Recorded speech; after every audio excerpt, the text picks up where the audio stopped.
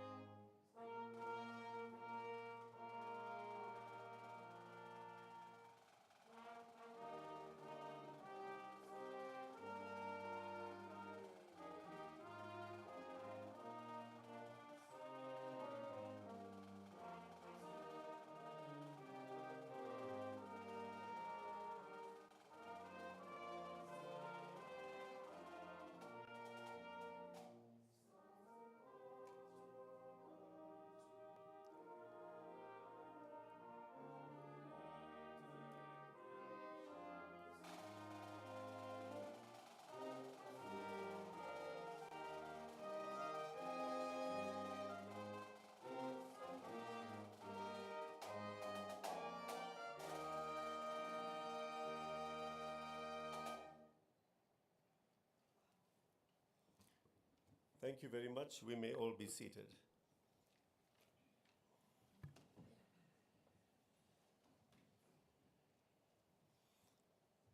His Excellency, the President of the Republic of South Africa, President Cyril Ramaphosa, the Minister of Police, Mr. Senzo Mkhunu, the Premier of Gauteng Province, Mr. Panyaza Lesufi, all ministers present today, Deputy Ministers of Police, Mr. Castle Matale and Ms. Polly Boshiello, MECs for Community Safety and Liaison that's present, the Chairperson of the Portfolio Committee on Police, Mr. Ian Cameron, the Executive Mayor of Ekurhuleni Metro, the National Commissioner of the South African Police Service, General Fani Masimola, Directors General present, all Deputy National Commissioners present, all Provincial Commissioners and Divisional Commissioners present, all Heads of Departments present, the Chairperson of the National Community Police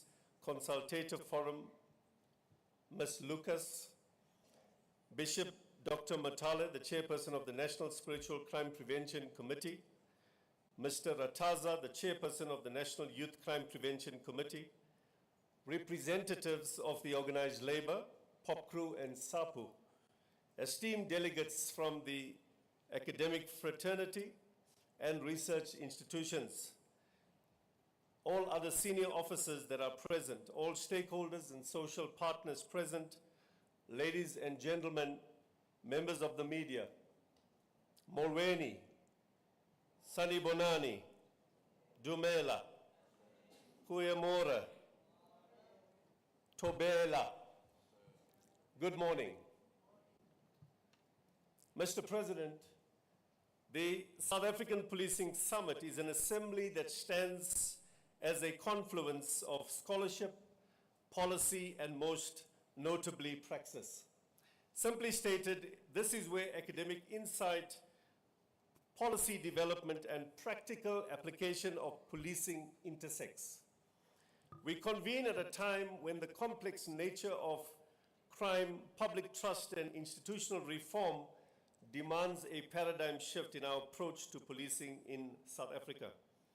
Mr. President, the imperative is no longer merely to police communities, but to do so in ways that are ethically grounded, economically rational, socially responsible, and institutionally sustainable. Esteemed ladies and gentlemen, we are profoundly privileged to be joined by His Excellency, the President of the Republic, whose steadfast leadership and vision for a secure South Africa continue to galvanize national efforts towards justice sector transformation. Can we please give a round of applause for our President, His Excellency? Mr. President, to amplify the gravitas of this august gathering, the summit stands as a momentous occasion bringing together a distinguished assembly of major thought leaders, including ministers, MECs, renowned academic scholars, senior law enforcement officers whose collective expertise and influence are pivotal in shaping the future of policing and public safety in South Africa. Ladies and gentlemen, I am Brigadier Dr. Michael Reddy, a proud senior manager in the South African Police Service that is attached to the National Head Office in Pretoria. It is both a profound privilege and a distinguished honor to assume the role of Program Director for this policing summit in South Africa. Yes, thank you. I may receive a round of applause. In keeping with the stature of the summit, we are deeply privileged to be joined by a leader who stands at the forefront of provincial progress and public service. It is with great respect that I now call upon the Premier of Gauteng, Mr. Panyasa Lesufi, to officially welcome us to the Gauteng province by delivering the welcoming remarks. May we please welcome him. Thank you so much. Thank you so much, Program Director, Dr. Reddy, truly appreciate it.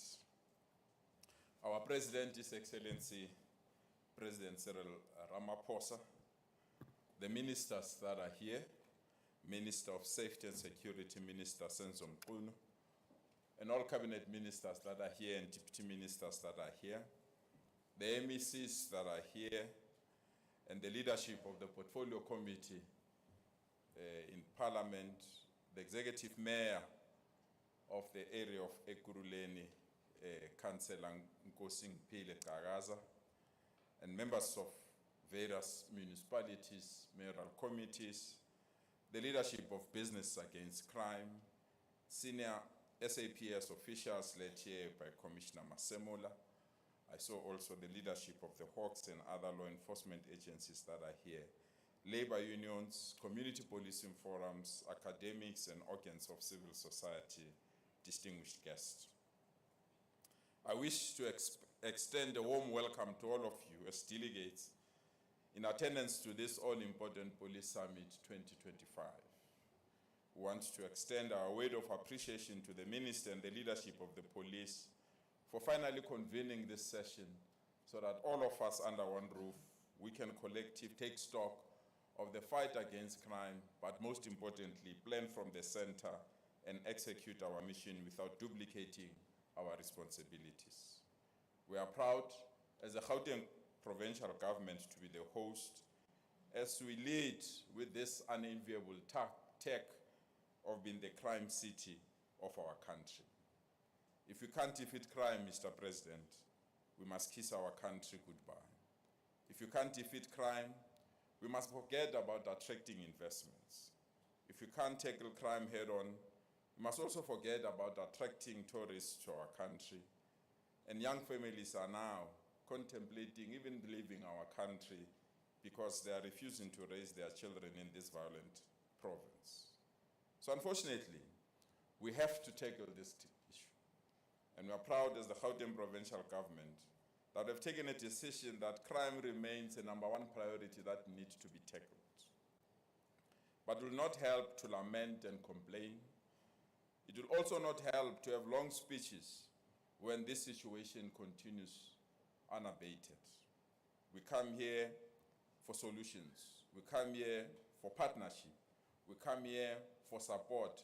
But most importantly, we come here to demonstrate our commitment to the fight against crime as the Gauteng provincial government so that the resources that we have at our disposal, we can make them available to all law enforcement agencies. But most importantly, President, we come here for partnership, solid partnership, and partnership that works, and partnership that will assist us to resolve the challenges of crime in our province. So we want to thank all the law enforcement agencies for working with us. We also want to thank Business Against Crime, private security companies, community patrollers, and many institutions that have made the fight against crime to be their terrain of operation. President, we have identified during the State of the Province address in our province 450 people who are primarily responsible for major crimes in our province. These are people that are hijacking. These are people that are involved in cash heist. These are people that are renting other people to kill other people. And these are people that are planning ATM bombings and many other horrendous crimes in our province. Of these 450, we took a resolution to monitor them, to know them, where they are, what they are up to, so that we can plan ahead before they can commit the next crime. We are proud that in the last 2 months, Mr. President, of the 450 people that we've been tracking, 110 of them have now been arrested, and almost 15 have been reconnected with their creator up there in the sky. This is the commitment. This is the commitment we intend to continue with until the 450 people that we've identified have been appropriately taken to where they belong in jail. So we want to thank the law enforcement agencies, the intelligence community, but most importantly, the private sector that have invested in this program. This is a costly exercise, President, but we are of the view we can't use old methods when crime continues to climb. We need new ideas, new purpose, and new intention that can assist us. Yesterday alone, President, we picked up that 5 people were moving from Northwest coming to our province to commit crime. They've hijacked cars, stolen cars. As soon as they enter Krugersdorp, 5 of these criminals, 4 of them were again reconnected with their creator, and the one that is remaining have to explain why they're doing these horrendous deeds in our province. We are committed to continue. We are committed to continue on this trend. And our message is very simple. Our work will do the talking, and we are tired of talking. It's the work that will do the talking. Mr. President, we are proud as the Gauteng provincial government. Last year alone, Mr. President, from our coffers at the provincial government, we donated 250 brand new cars to the police in Gauteng so that they can be everywhere where our communities need them. We have also installed 8,500 CCTV cameras across our communities. And for the very first time, we're installing CCTV cameras at the entrances of our townships, exits of our township, and areas where crime tends to happen. We've established a huge command center where we are monitoring all that is happening in our province so that we can act before these criminals can do any other thing. We are proud that we have handed over 3 helicopters to law enforcement agencies in our province. These helicopters have participated in various operations, and police have appreciated this investment from the provincial government to the law enforcement agencies. Mr. President, we have taken 6,000 young people that were unemployed, that had the potential to commit crime. We have converted them to be the eyes and ears of law enforcement agencies, and we are deploying them literally in every ward in our province so that they are the one that they can pick up the trends on crime and give us this information that will be taken over by law enforcement agencies. We are also proud, President, that we have recruited 2,800 military veterans. These were people that were sitting at home, that were former members of various military formations. They have been retrained, and they're assisting in the law enforcement work in our province. And our call is very simple, President. Like we did during the COVID period, we need new regulations and new firepower to fight crime in our country, President. We can't fold our arms when criminals are doing what they're doing in our province. What kind of a country it is, President, where we have so many undocumented people that they are doing as they wish. We don't have their fingerprints. We don't have their photos. We don't even know where they stay, but they move around our country. That must come to an end, And this is what we need to put together. This is what we need to put together in this summit, President, on how best we need to tackle this matter.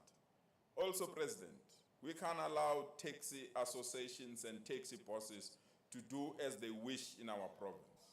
Yesterday alone, President, 3 people were gunned down, bringing to 30 people that have been killed in the last month alone in our province. 30 people died because of battles between taxi bosses and taxi formations in our province. This is enough, President. We need to demonstrate to these taxi bosses and taxi association who's the boss in this country. And the boss are law enforcement agencies. They just need firepower, President, to tackle this matter. And we're also going through the difficulties of gender-based violence and femicide in our province, in our country, President. We can't allow people that have turned our children to be their playfield. We can't also allow people that have turned our women to be their playfield. Unfortunately, the highest numbers are in our province, President. We also need to tackle this matter and attend to it as quickly as possible. And on top of that, President, we need to resource the units that are meant to protect our children and women in our province. We also need to protect state installations, President. We have taken a dim view, President, that in our province, we are not going to remove or install a new traffic light that is going to be stolen the following day. We want to check the syndicate first. When we've broken the backbone of that syndicate, we'll put the necessary state installation so that we can't continue to allow those that are stealing copper materials from our state institutions or installations to continue to have this free hand that they are having. So, President, we are calling upon this summit to come with ideas that will break the backbone of organized syndicates. We are calling this summit to assist us to finally send a strong message to criminals. Their time is up. Let South Africans enjoy their country rather than be scared of their own shadows. Thank you so much, and you are welcome to Gauteng.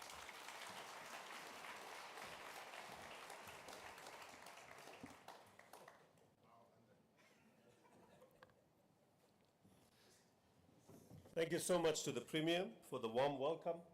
We are indeed grateful to be hosted in Gauteng, and we truly feel at home. We want to, at this point, just give a special acknowledgement, Mr. President, to ministers of the JCPS cluster that are present, as well as the Director General of the Presidency, and also the National Commissioner of the Correctional Services and Chief of Metros. We want to welcome you as well. It is now my distinct honor to invite the National Commissioner of the South African Police Service, General Fani Masimola, whose unwavering leadership and dedication to law enforcement have been pivotal in shaping the future of our nation's policing thus far. Please, won't you join me to welcome the Commissioner to deliver the conference welcome address, please.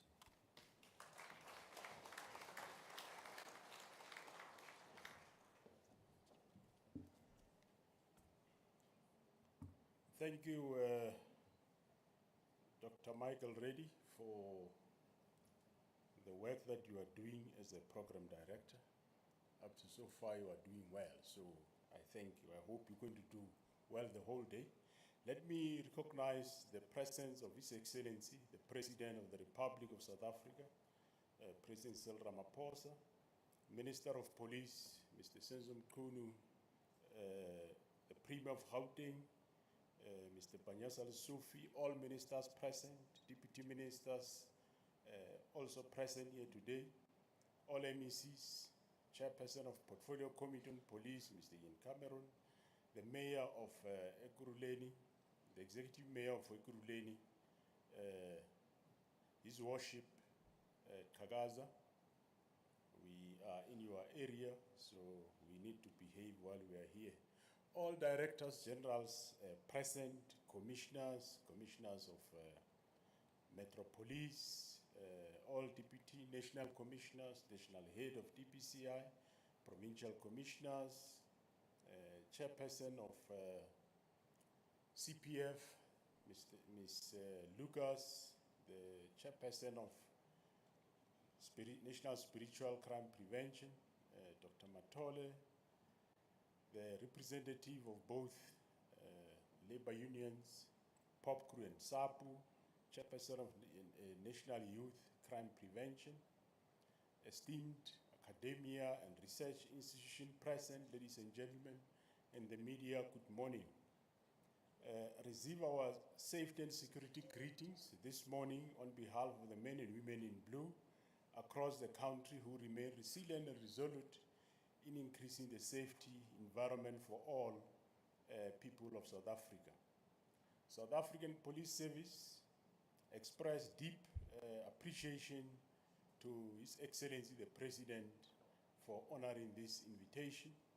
Mr. President, your presence elevates this summit. We therefore appreciate every moment of it while you are with us here. We equally thank the Premier of Gauteng, the Minister of Police, all ministers, deputy ministers, and all distinguished guests that are here attending this first ever National Policing Summit, which, just to reiterate, the idea of the National Policing Summit did not come yesterday. This was conceptualized somewhere last year, July, August, when the Minister of Police said he thinks we need to reflect on what we are doing and also check with the people that we are serving whether we are on the right track. Hence, the National Police Summit for this next 3 days that we are going to be here in Captain Park, and making sure that we reflect back and listen to those that also have ideas to say, how more can we improve on what we are doing, which strategies we need to change, which business models we need to implement, and what resources we need in terms of material resources, human resource, and of course your technological resource. This summit will deliberate for 3 days in achieving and realizing the theme of the summit, efficiency in action, optimizing policing potential in this country. We are looking forward to get inputs from all walks of life, but as South African Police Service, we are not sitting back and waiting to say we're going to work after the summit. We are hard at work. We have got various people supporting us, the SIP Community Police Forum, the business community, we are partnering with it, led by Mr. Wright. We welcome the partnership, we welcome all those new adventures in terms of how we move forward, and we will continue. Criminals, we will still confront them. You would recall it started in Makado in 2019 when there was attempted cash in transit of a cash depot where the police confronted the criminals at a certain house. And the fight lasted for 90 minutes. At the end of the day, we came at least number one, we won. And unfortunately, yes, one of our members, dedicated members, lost his leg in the process. But we were able to make sure that we won that battle. All those criminals that did that fight for 90 minutes were fatally wounded. And we continue there and will still continue. Those that draw a firearm towards the police, the instruction is clear. Police, you must defend yourself and defend the people of this country or the inhabitants of this country. You cannot look back. We cannot allow a situation where when there was a shooting between police and criminals, we lose members or our members are injured, and they are injured from the back. If you are injured from the back, it means something else. You need to face the criminals. We know it is difficult, it's hard. If you imagine 90 minutes, normally 3 seconds sound like a month. Those of you that were in contact before, it sounds like 3 months, but you need to still fight, because if you don't, there is going to be a funeral. So it is in that spirit that we carry on in the fight against crimes, and our objective is to bring the criminals to book, to bring them to court, to be trialed and be sentenced for the sins that they've done. But if they choose to challenge the police, members of the South African Police Service, you need to face them and fight for yourself and for the country. President, the last crime stats shows a bit of a decrease. We know it's not where we want to be. We want at least by 50% as you directed. The trajectory looks like we are on that track, and we are looking forward to have new ideas from this summit, and thank you very much for those that attended. We welcome deliberations. I thank you very much.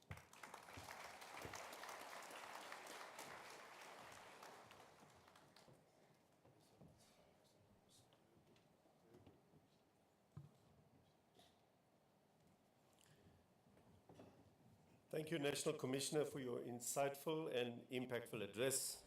Indeed, the leadership and vision that you have set has given us a strong foundation for the important conversations that lie ahead during the summit. We also want to, Mr. President, acknowledge the presence of the Secretary of Police, Mr. Sabuyi, that's also in our midst today, as I take the privilege and honor to invite the Honorable Minister of Police, Minister Senzo Mkhunu, whose visionary leadership and unwavering commitment to advancing law enforcement in South Africa since his appointment as Police Minister. Our Minister has called for this policing summit to shape the future of our national security agenda.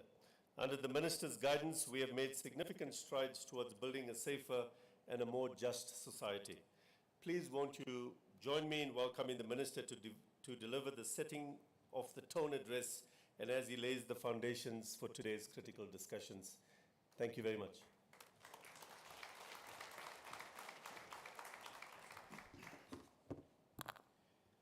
Thank you very much, Program Director.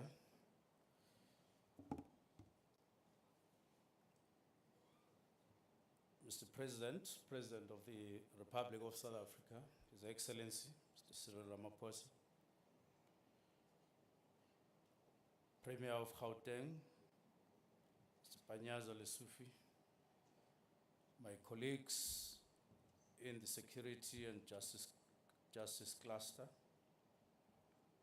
in particular Ministers Kupai and Minister Chikunga, the Deputy Ministers of our Department of Police, Ms. Boshielo and Mr. Matala. Now, I'll explain later why I start with Boshielo. And also acknowledge the presence of Deputy Minister of Correctional Services. Thank you very much for your presence in particular. I also acknowledge the presence of MECs from the provinces that we work with, and we are well coordinated, Mr. President, with provinces, and we work very well with them, and we appreciate that. The Mayor of Ekurhuleni, Alderman Kagaza,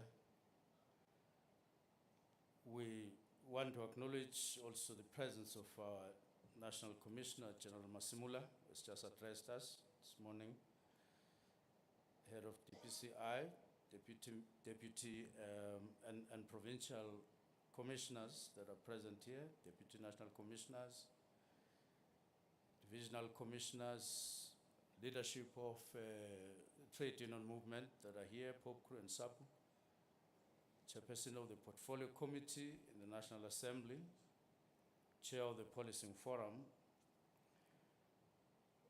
Let me at this stage just declare that I stand on all the protocols that have been mentioned. And thank you very much for your presence, all of you. Mr. President, we want to start by expressing our profound appreciations for your presence.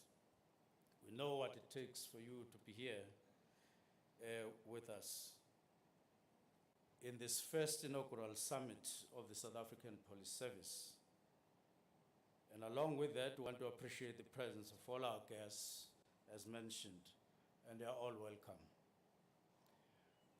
We intend holding this kind of summit every once in 5 years so that we firstly assess what we would have achieved in the 5 years and what we hope to achieve in the next 5 years, and assess properly and take aim in terms of how to improve from whatever we'll have done by that time. Now, this summit comes exactly 8 months and 2 days since the new ministry assumed duty of South African Police Service in the 7th administration. Now, in the period, we sought to understand all the work done over years and to fully appreciate that and acknowledge it. But in the same period, we've come to understand the challenges in our policing system and what needs to be done in line, amongst others, with the priorities of the 7th administration. Among the things that we've realized we need to master is exactly how to police the country effectively and efficiently amid shortages in terms of police numbers to the population, budgetary constraints, and where there's high rate of crime and corruption, especially in the 4 biggest provinces in our country, namely Gauteng, KwaZulu-Natal, the Eastern Cape, and Western Cape. The overall test, we know this, that we must pass is for the citizens of this country to stop somewhere and say, we feel safe at any time and almost everywhere in our space, especially where we live, urban or rural. Vulnerable people, especially women and children, are increasingly under attack via gender-based violence and femicide. We're very concerned about this, and it is one of our top priorities. We're equally concerned about the murder rate in our country currently. Although statistics indicate that this is in the decline, but it is still at a high level. But also worried about easy availability of firearms, especially illegal firearms in our country. Drugs. We are working very hard to reduce organized crime, as this is the main contributor to crime levels in this country. In addition, we believe we can substantially minimize, if not eliminate, altogether gang-related violence in the country.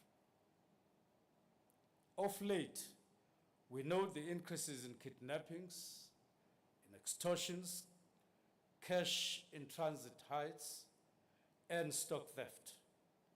The third quarter, of course, does indicate decline in these crimes, but at the same time, we note it is still at a very high level. Worrisomely, there is no doubt that corruption within the SAPS requires tackling. We assist with this and are dealing with it decisively.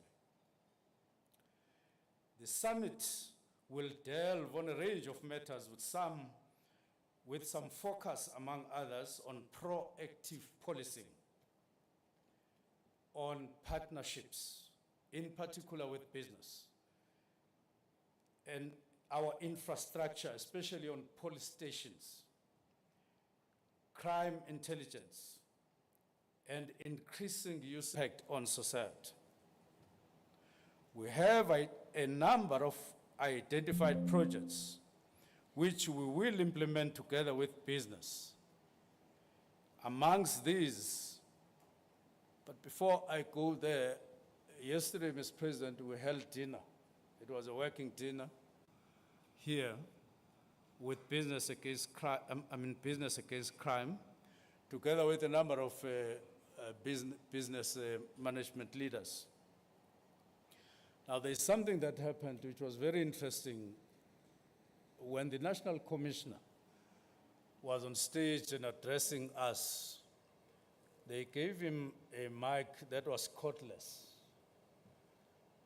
And from time to time during his speech, it got disrupted until they realized that they needed to give him a mic that has a cord like this, that is connected.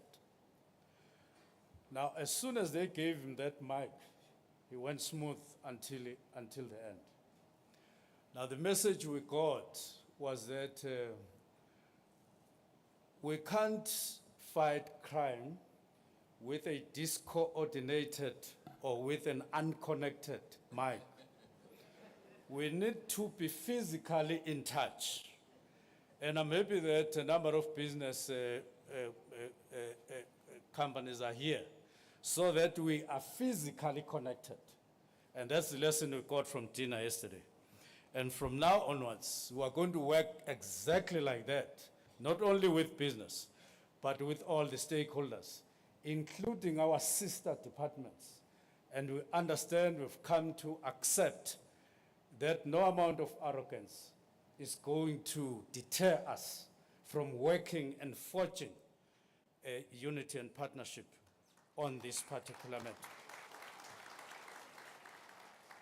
Now, the projects that we have identified include, and that would be nationwide, digitize police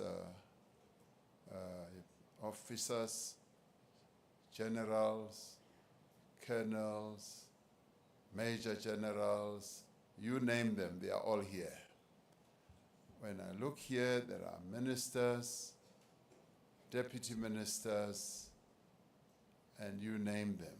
When I look that side, I see there are people from the city, MECs, people from civil society, intellectuals, religious leaders, and all that. When I look on stage, I find our Premier of Gauteng. I've been standing next to him a few times as we sing the national anthem.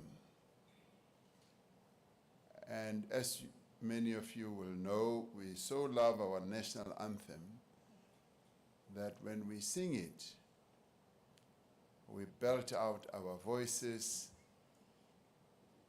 And a few times as I stand next to him, I hear him very quiet, and I continue to sing. Nkosi Sikelela Morena Buluka, and he doesn't sing. When it comes to the Afrikaans, then he sings. And I've often wondered whether it's because he's Andre. And when it comes to the English, he's quiet again. So this is my observation. Minister, thank you very much for this opportunity. And allow me to congratulate you, Minister, for having conceived this idea of having a police summit. This is a critical summit because safeguarding our nation's safety and security requires that we become proactive, we become innovative, creative, and we should be all solutions-oriented in our approach. This is what you have proven just soon after you got into your position as Minister of Police, working together with your two deputy ministers. So thank you very much. This is highly appreciated. Thank you. Now, the police are a frontline service. I often say that when people encounter the state, when they interface with the state, it is when they see the police who are in uniform, who are visible in front of them, who represent the state of the Republic of South Africa. We don't often see our soldiers because they are often in barracks or at war, but it is police that we often see. In our streets, in our various places where we either conduct business or leisure, it is only when we go to hospital that we will encounter other people in uniform, nurses and doctors and so on. So the police play a critical role in promoting the statehood of our nation. They are out there, visible, being able to be seen by our people. So therefore, as they interface with the community on a daily basis, it is important that our police should be guided by the Batupili principles of high service standards, of being approachable, of being people who are consultative, who will be able and willing to consult with our people, who will also be demonstrating that they are there to enable our people to have equal access to the services that the state has to give. But at all times, there should be people who will treat the citizens of South Africa with respect, with dignity, and empathy and compassion. The South African Police Service mission is to prevent crime, to protect the people of South Africa, and to ensure that they investigate criminality and those who offend are brought to justice.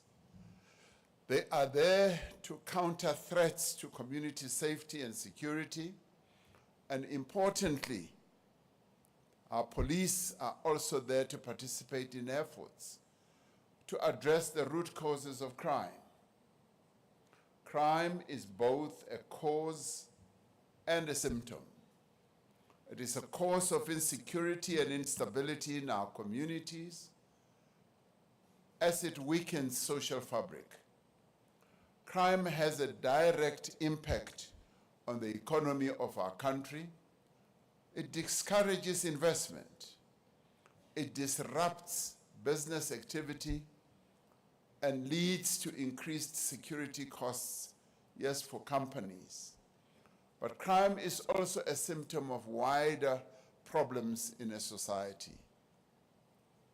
The wider problems being poverty, inequality, and unemployment, but also the lack of opportunity,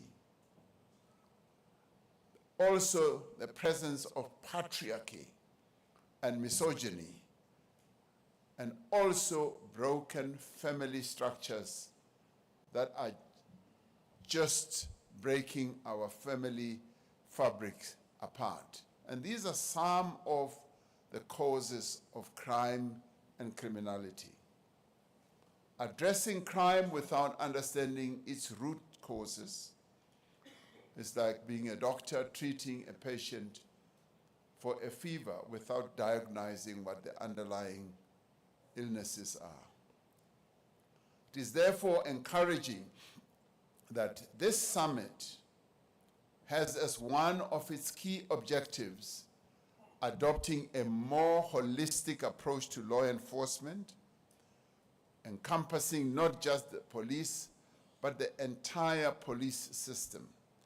I'm particularly pleased that you've brought together a number of stakeholders from the safety and security establishment communities, those who play a critical role in ensuring that, yes, there is safety in our communities. This is an important aspect that you will be addressing here at this summit. To have civil society, to have business, and to also have the interfaith sector, labor, and other sectors is critically important. Now, just as crime is an all-of-society problem, overcoming crime must also be an all-of-society effort. In doing so, we must marshal our full support behind the hard-working men and women of the blue uniform, the South African police. The policing terrain of today is complex, but it is also multifaceted. The police strive to fulfill their mandate in the context of emerging threats, and the threats multiply day by day. These threats include transnational organized criminality, illegal mining, extortion syndicates, kidnapping syndicates, the theft of economic infrastructure, money laundering, and terror financing as well. And yet, even in this extremely challenging environment, the South African Police Service continues to register successes in fighting crime in its various operations. We heard from the Commissioner, National Commissioner of Police, as he said that they are beginning to see the incidence of criminality beginning to go down. And we also heard the Minister talking about a number of initiatives that are underway to address the challenge of criminality. We also heard how the Premier of Gauteng, having identified all those 450-something people, and how they are tackling the incidents of crime that are perpetrated by all these people. Now, to build on those successes, we need to restore public trust as well as faith in the police. We need to improve the relationship between the police and the communities that the police serve. And that is why it is so important for this very first police summit not only to be a boys or a girls club of the police, but it should also include the key stakeholders in our communities who are going to participate in charting the way forward, in coming up with clear strategies of how we should tackle criminality in our country. So we need to work to improve the morale of the police, many of whom are battling heavy workloads, who have insufficient resources, as well as outdated systems. Even as the South African police budget has increased over the past 10 years, we've often thought that it has been going down, and I tracked it last night, and I saw that over the past 10 years, yes, the police budget has improved and increased, often above inflation, save for 1 year when it dipped down. So much as we are improving and increasing the police budget, the reality is that the number of police personnel has been declining while the country's population has been growing. the resources of the police are stretched extremely thin. This means that we must work better as well as smarter by using existing resources more effectively. We know that communities are the most potent resource for fighting crime. Crimes happen in communities, and criminals are often known in communities. If you hear of a crime that has been committed in a particular area, you often hear people say, we know who could have done it. They have real intelligence about how that criminal act could have happened. Even if it is a heinous crime like a rape, the killing of a child, the killing of a woman, even if it is a robbery, they know quite often who did it. From this summit, we need a clear plan on how to better involve our communities in crime prevention, as well as in crime detection, and on harnessing the potential of our CPFs in line with relevant legislation and regulations. Our citizens must be empowered to actively participate in crime prevention efforts through collaboration, through raising awareness and community-driven initiatives to create safer neighborhoods. Our people do care about their own safety, and quite often their own safety comes first in their lives. They are invested in ensuring that there should be safety in their environment. We need to harness this huge enthusiasm that they have, but we need to harness it as the police, as various other sectors of society, be it business, be it our trade unions, be it religious organizations, be it other community organizations. We need to harness that. But the police must be at the forefront as being willing to assist, to support, willing to act together. They must demonstrate compassion. They must demonstrate respect for our ordinary citizens. This can no longer be seen as an add-on. It is critical to an effective policing strategy.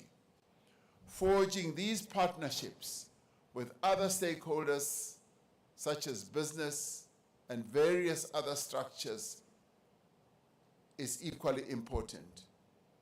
We have seen the value of the support of the private sector, whether it is by supporting CPFs, resourcing victim support centers, or donating equipment and services.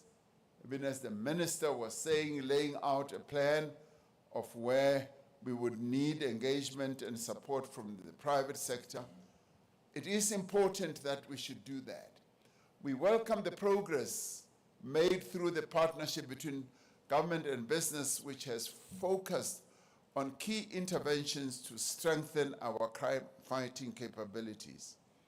We need to build on existing best practice and develop sustainable cooperation models that deliver measurable results.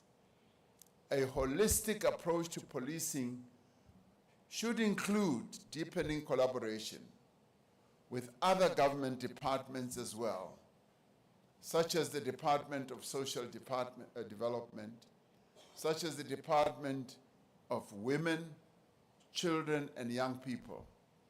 It also includes deepening cooperation with community leaders, community-based organizations that have the capacity to tackle some of the social causes of crime. Data that we have should play a pivotal role in policing and law enforcement. And we need, therefore, to apply a socio-economic lens when analyzing such data. The data may tell us, for example, about a community with a high prevalence of housebreaking and robbery, in which substance abuse is also rife. Understanding the connections revealed by this data should inform the approach to policing in that community. There is ample data on the linkages between alcohol abuse and the prevalence of gender-based violence.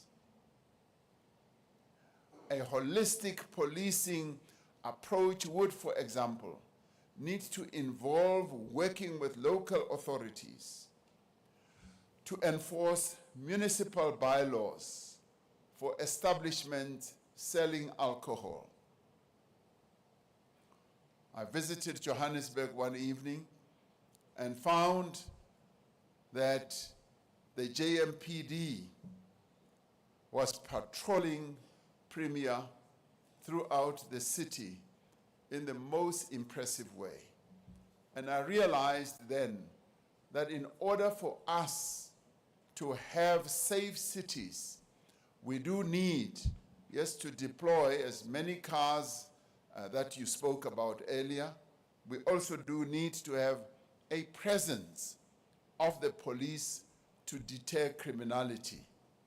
And it was quite late at night, and I found that there was no criminal activity because JMPD was in place, they were visible, they were there, and they were not threatening, they were just well positioned to make sure that, yes, criminality does not take place. And that is what we want to see.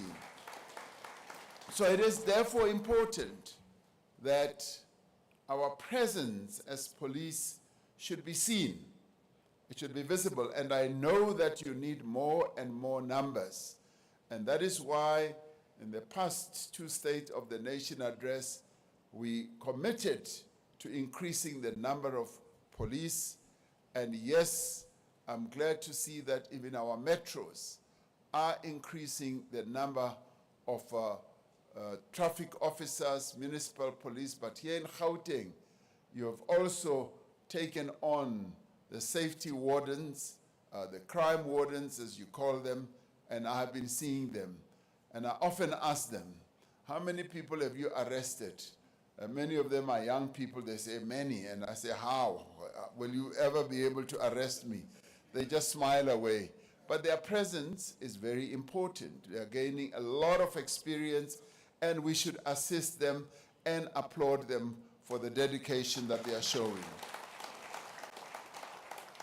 But as you correctly say, Minister, we do need to harness and employ modern technologies to support crime fighting. Premier, I was pleased to hear you say you are deploying cameras throughout our areas, in the townships, in the cities, and that is to be applauded. When I was in the township the other day, a number of people said to me, Premier, we don't have cameras in our streets, meaning that our people are now well disposed to having cameras in their streets because they want to participate through the use of technology in ensuring that criminality is reduced. So as South Africans, we must now broadly, all of us, accept and embrace the importance of technology.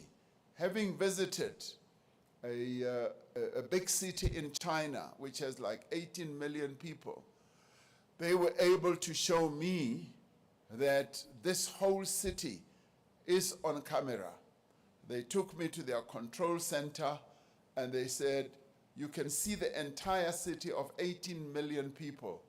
We are able to see instantly as any untoward activity takes place, be it an accident, be it a theft, be it a housebreaking, we see it instantaneously, and the police are therefore able to act.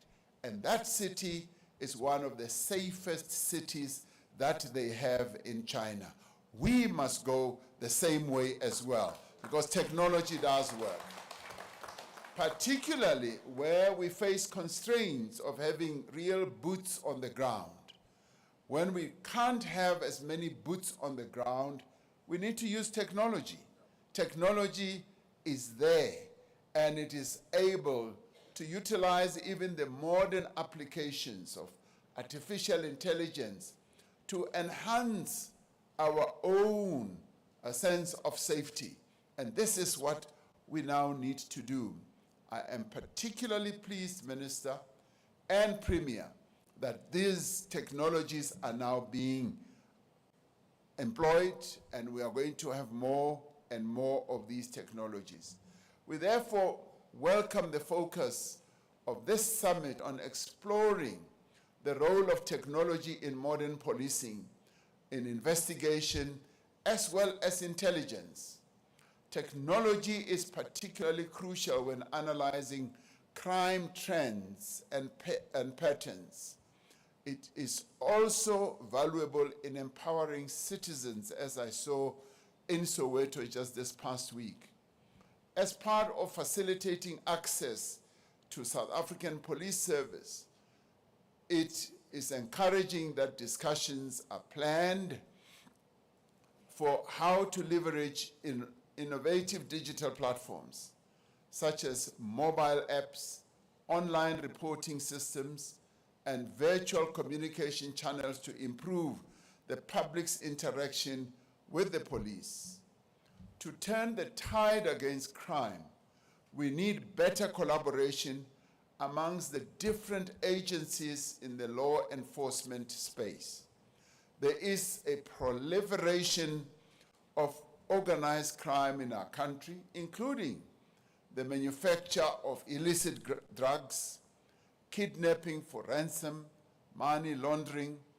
This is all taking place alongside a growth in illegal mining, extortion in the construction sector, and the theft of public infrastructure. As much as the specialized police units devoted to these particular crimes continue to register progress, they heavily rely on actionable intelligence and traditional policing and detective work. That is why we need to deepen collaboration between law enforcement agencies to ensure better coordination and information and data gathering as well as sharing. Corruption is also another major challenge that we must confront. It is a scourge that has left no aspect of society untouched, including the police. Alongside measures to protect whistleblowers, to implement the National Anti-Corruption Strategy and strengthen accountability, we have to urgently look at strengthening the fundamentals of policing.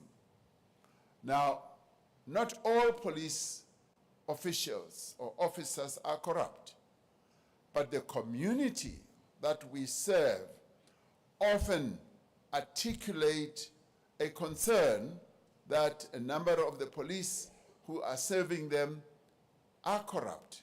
Now, we need to address this. We need to begin in a visible way to distance our police from corrupt activities. And the police also must act against those amongst the police who embark on corrupt activities, so that we should have police who will shy away from being tempted, from being lured into corrupt activities. This is an important task that we need to undertake. The police must be seen as guardians of the safety of our people. They must be seen as the police officers who are there to ensure that they protect our people. It is not enough to demonstrate that we are prosecuting South African Police Service members guilty of corruption. we have to instill a culture of honesty and integrity in the police. That is what we need to do. Now, the applause on this is coming from the left side. I want to hear it coming from the right side as well, where the police are. Because it is yourselves as the police who must safeguard your own integrity, who must make sure that as the people of our country look at you, they look at you as people who are there to serve them with dignity and with integrity. It is our expectation that this summit will devote the necessary attention to promoting ethical behavior, accountability, as well as measures to rebuild confidence in law enforcement. And by accountability, we mean being engaged with our people, being able to explain to them what we are doing in making them safer. Respect for the law and of the authority of the state is a cardinal priority for this summit. Instilling a culture of ethics forms part of a wider effort to professionalize the police service. This includes programs to attract the right caliber of candidates to the South African Police Service through a rigorous selection process, as well as providing opportunities for training, education, and career development. I must say that I've been hugely impressed as at times I've listened to the commissioner describing to me how they go about, yes, processing the various applications that they receive as we announce that we are now going to employ more and more police, and how on an individual basis they are able to go through each applicant's application, curriculum vitae, record, whether it's criminal or whatever, before finally appointing a person. Now this, for me, is really good career development processes that the SAPS must be applauded for. And I applaud you for that, Commissioner. Now, this landmark summit, and it is a landmark summit, has much to consider and many issues to address. You're going to be here together for 3 days, and you're going to address a whole number of issues. It is a historic summit, and therefore you need to delve into the issues with a real amount of commitment as you break into the various 5 commissions that you're going to have or participate in, where each one of you will have an opportunity to give views, thoughts, and suggestions and strategies on what we should do. So, from my point of view, I look forward to this summit coming up with really good strategies that are going to enable us to begin to address the problem of crime in our country more meaningfully. Now, if the South African Police Service is to fulfill its crucial mandate, we have to emerge from these few days with a clear plan on how to address the systemic deficiencies that are negatively impacting on policing. Now, as a country, we owe the South African Police Service our full support. As government, we remain committed to turning the tide against crime and making our communities safer. It is our hope that the recommendations emerging from this summit will translate into deeper collaboration, more effective methods, and a promising future for policing in South Africa.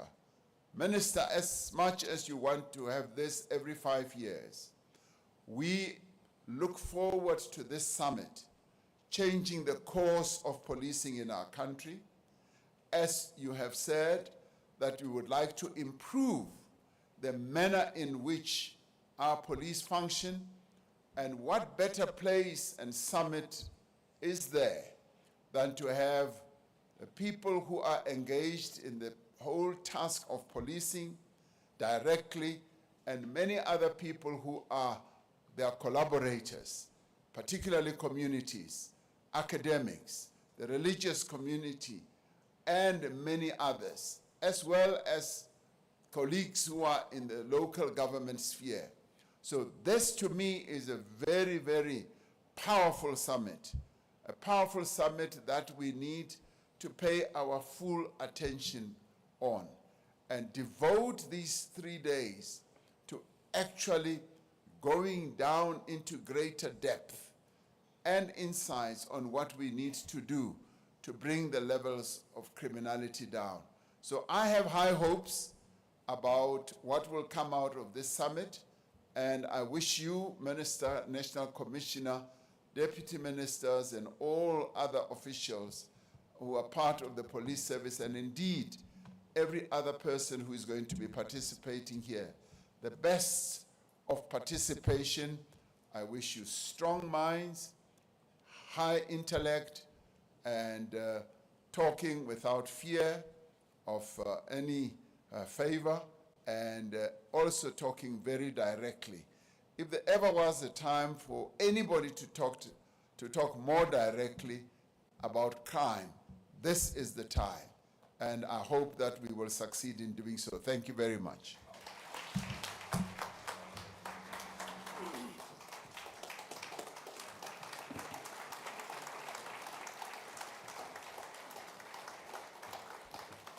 Thank you very much. You may be seated. We would want to extend our profound gratitude to His Excellency, the President of the Republic, for his eloquent and always well-articulated, thought-provoking address to us. Mr. President, indeed, we have noted the marching orders, and that is what we will execute as a summit. Your visionary leadership has not only illuminated the path forward, but has also imbued this summit with intellectual and moral imperatives that will drive the transformative change within the realm of national security and public safety. As the President will make his departure, we are deeply inspired by his unwavering commitment to the betterment of our nation, and also we are resolute in our mission to carry these pivotal discussions forward with the same dedication and resolve that is required. I want to quote in conclusion the piercing words of the father of our nation, President Nelson Mandela, who once said, "Safety and security don't just happen. They are a result of collective consensus and public investment." With these words, we are reminded of the collective responsibility that we share in shaping a safer future. Let us please once again express our sincere gratitude and thanks for our President to grace this occasion. Can we give him a round of applause, please?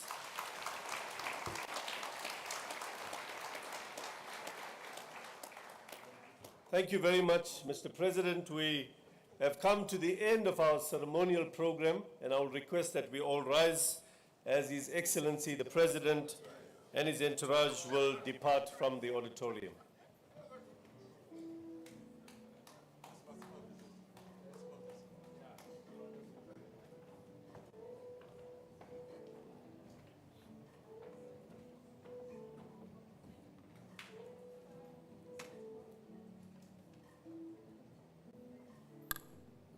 Thank you very much. We may be seated, please.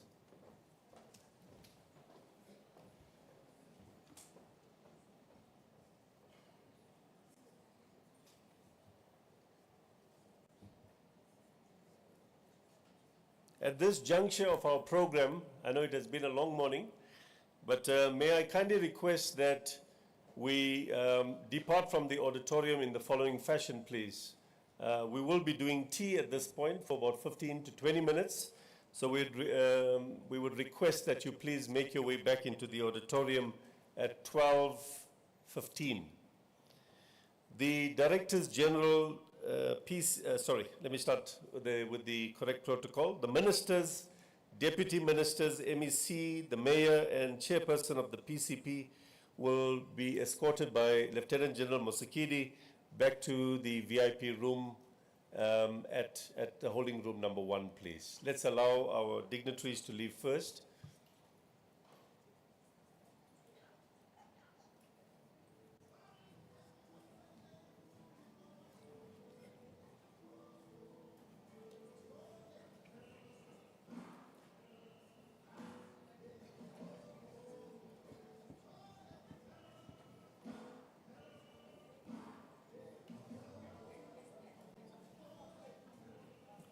All Directors General, HODs, Metro Chiefs, our Presidents of SAPU and POP crew leadership, as well as business leaders, you may join General Pokane back to VIP holding room number 2, please. The rest of us will enjoy our tea and snacks in the foyer. I'll request if we would just allow the dignitaries to first leave, and thereafter you could make your departure.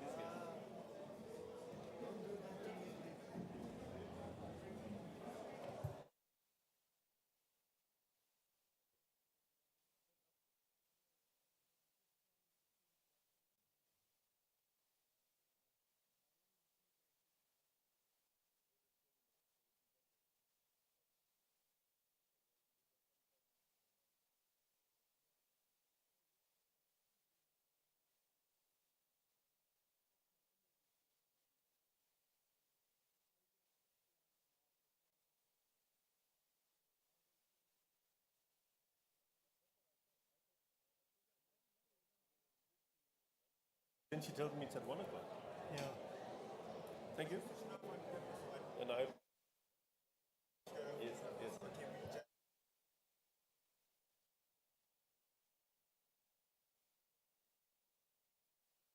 Leave it on that you can mute it and stop your thing. So the lunch has changed now. No, yeah, it's now they're moving it to 1 o'clock, but it doesn't make sense. Now you have tea, you come back for 3 speeches, and then you go for lunch. But it's fine. General Inquiry is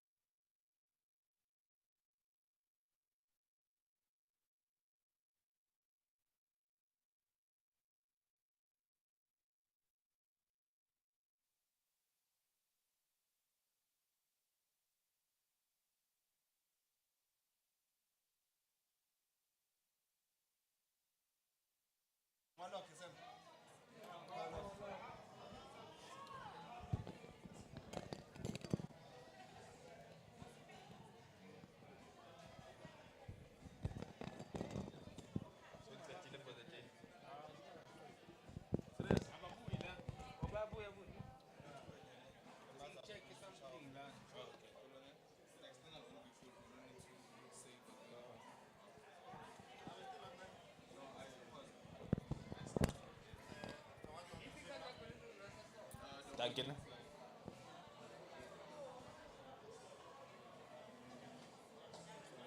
Okay. That's how them one. Where are those pop? Do we have two of those? There's one in this. The mic is already. The mic is with home. Second one. Fine. Yeah, thanks. Yeah. So they has to kill the music, no?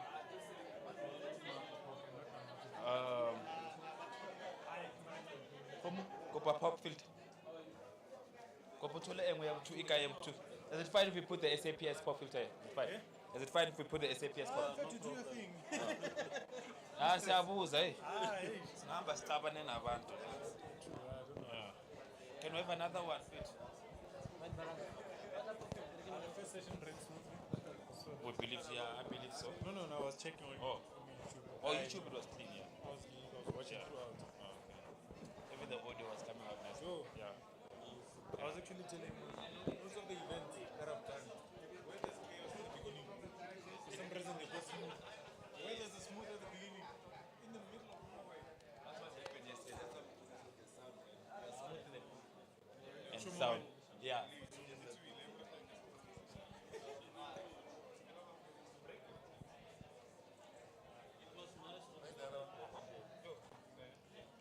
This one is ugly, eh? Let me find another one. Mara, if you clean, this side is Okay. better. Let me. What will I have to do? Oh, okay. You want okay. Okay.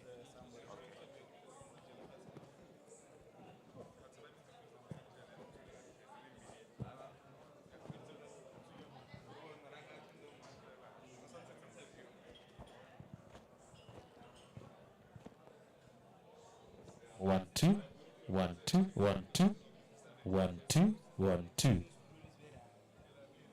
1, 2, 1, 2. Now we have audio.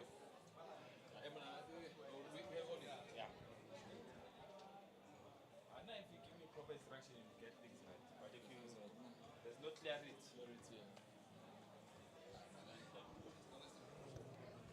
Yeah, some part to take regularly. Remember, I roll it deep more. That's the brand. I think That's why less under thing, it's why less schools.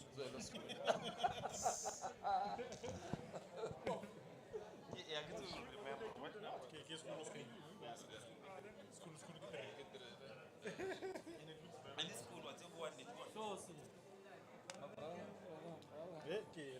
Yeah, your microphone was on. What microphone? Your but mic is on. Oh, so is And it on the speaking PA? up, it's speaking up here. Oh, switch it on. But are you using the old voice? I look at the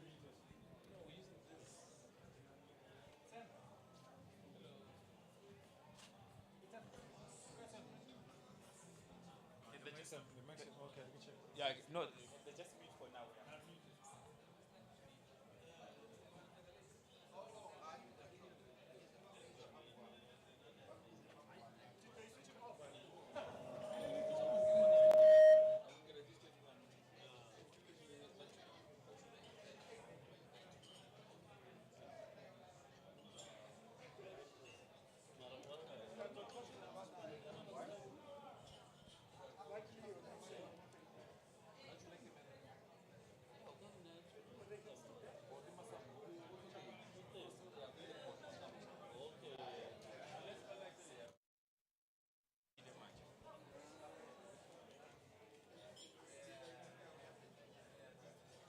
No, that's not sure what that's not sure what but imagine more people in this class. Imagine more people man. I think it's very it's locked. Mistakes. Yeah. I think is the onboard mic on? I'm not sure.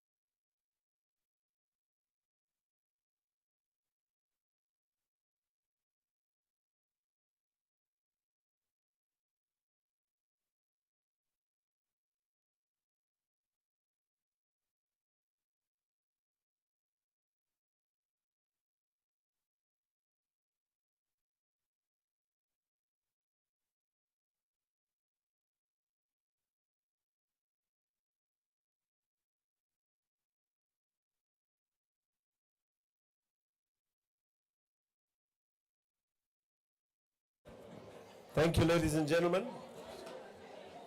Can we please be quiet? I think our ministers and deputy ministers have joined us. We will await the arrival of the Minister of Police.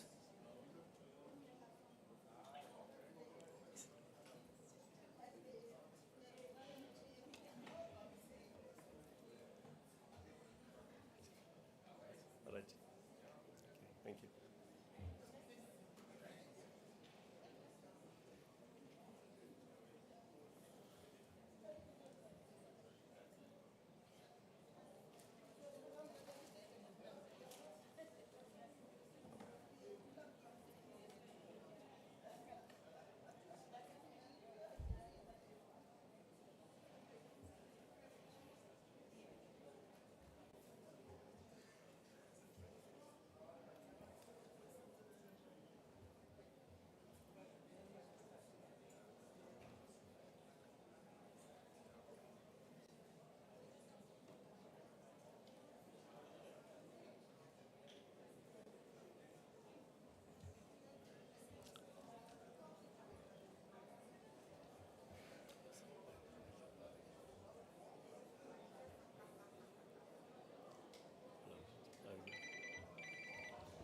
General? General? Hello? Yes, sir. Sure, okay.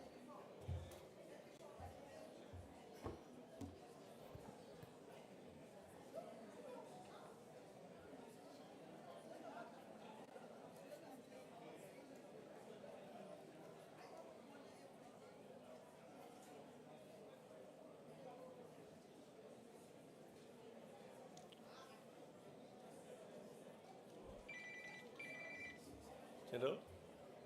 Hello? Yes, ma'am. Okay. Okay, sure. Okay.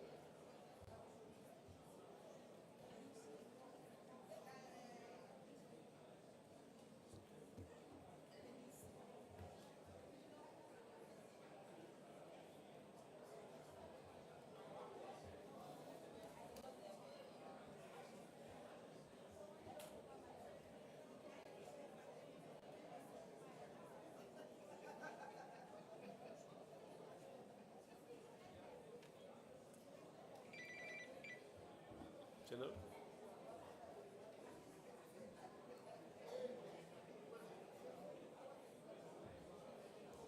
Okay, right, okay.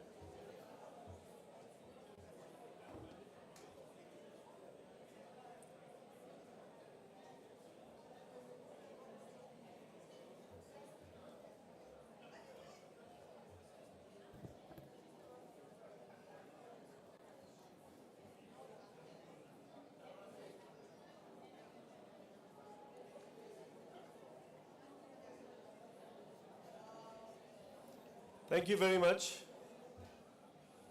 We are going to proceed with the program.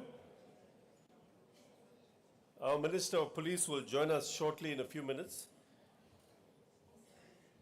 Ministers, we have erred in some way, and I only learned that later, and I want to correct it at this point, please. In our midst, we have the Deputy Chairperson of the House of Traditional and Khoisan Leaders.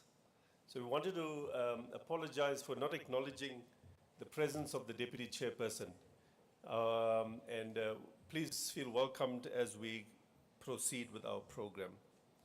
At this moment, we want to proceed with the plenary, where we will take a few items on our agenda. But before we proceed, we would want to invite Brigadier Reverend Shobeli Nkosi to lead us into a devotion, please.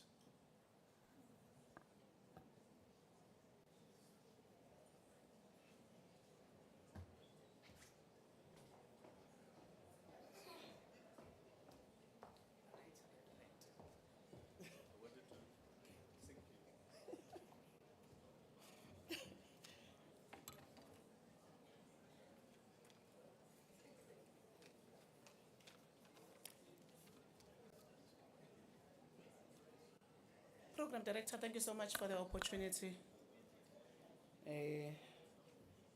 The proud senior officer of SAPS, and thank you for that, Dr. Reddy. It's good to hear that you still have people that are proud to be senior officers. Allow me to stand on a protocol that have been established earlier. The text of this gathering since last night, we take it from the Gospel according to John, chapter number 15.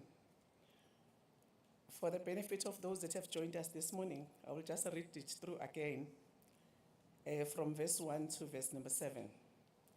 And it reads as follows. I am the real vine, and my Father is the gardener. He breaks off every branch in me that does not bear fruit, and he prunes every branch that does not bear fruit. Or that does bear fruit, so that it will be clean and bear more. You have been made clean already by the teaching I've given you. Remain united to me, and I'll remain united to you. A branch cannot bear fruit by itself. It can do so only if it remains in the vine. In the same way, you cannot bear fruit unless you remain in me. I am the vine, and you are the branches. Those who remain in me, and I in them, will bear much fruit, for you can do nothing without me. Whoever does not remain in me is thrown out like a branch and dries up. Such branches are gathered up and thrown into the fire, where they are burnt. If you remain in me, and my words remain in you, then you will ask for anything you wish, and you shall receive it. This is the word of the Lord. If I had to preach again this morning, I would theme my sermon created to bear fruit, or created to produce. Here we find Jesus talking to his disciples, emphasizing the importance of staying connected. Hallelujah. Emphasizing the importance of staying connected for the achievement of the assignment of each one of us has. Blessed be the name of the Lord. I know that as I am reading here, I'm quoting Jesus as the person that is saying all the words that I just read this morning. But in order to cover each and every person, I know that each and every one of us, we have what we consider a supreme being. So this morning, I just wanted to say in whatever that we'll be doing, as we'll deliberate, discuss, do anything, but let's make it a point that we stay connected. As he says, for branches to bear fruit, they need always to be connected to the vine. Amen. Just as the branches must be connected to the vine before they can produce fruit, you and I must stay connected to our supreme being in order to produce as per the expectation of our Maker. That is my point number one. My point number two, I wish each and every one of us can remember that the branches that bears fruit do not eat the fruits themselves, but others do. We are not producing fruits to please ourselves, but we produce fruits to serve others. That says the goodness, the sweetness, the bitterness, the quality, and whatsoever that you may think of the fruits that we bear will always depend on how other people views us. It can never be us. I'm a Zulu girl from the Zulu land. We always say, you can't, let me say it in Zulu, ngeke uzishayile ihlombe bese uyagida futhi, meaning you can't dance and clap hand for yourself. you need the third person to do that. So in our production, we need to understand that time and again we'll always have someone somewhere to measure what we are doing and say, well done, SAPS, or you did not do well this time. But we are created to bear fruit. Can we please stay connected for us to achieve what God has called us to do? Come, let us pray. Ungusimakade igama lakho. Hlaba ungakasekelwa bewuNkulunkulu. Siyabonga babona amandla onke ukuthi izipho zonke ezinhle zivela kuwe. uNkulunkulu wesikhathi, uNkulunkulu weminyaka, uNkulunkulu wezinsuku, uNkulunkulu weimpilo zethu. Sikule ndawo namhlanje kuseni we pray ukuthi phinde ube phakathi kwethu. Help us, Father God, as we are to deliberate, discuss, give inputs to this monster that has invaded our land, the crime. Give us new ideas, oh God.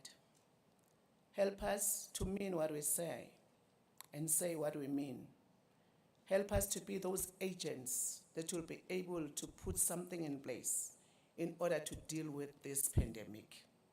We give you the honor, the glory, and the praise that you called us, God, in times such as this. Asikho esinye isikhathi ebesingabizwa ngaso ngaphandle kwaleso. Up until today, I strongly believe that we are right people for the cause. Strengthen us, encourage us, help us, my God, to do what you expect from us.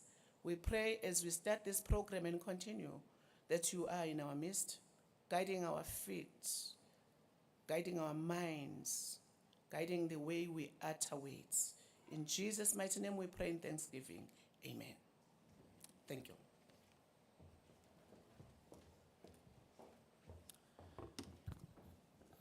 Thank you very much, Reverend Shobedi Nkosi. At this point, Minister, we'd want to invite our two esteemed leaders of our major policing unions, SAPU and POPCRU, to please come and join me up on stage. I want to invite Mr. T. Ngwenya from POPCRU and the President of SAPU, Mr. Matsose, please. Can we just welcome them up on stage? Thank you.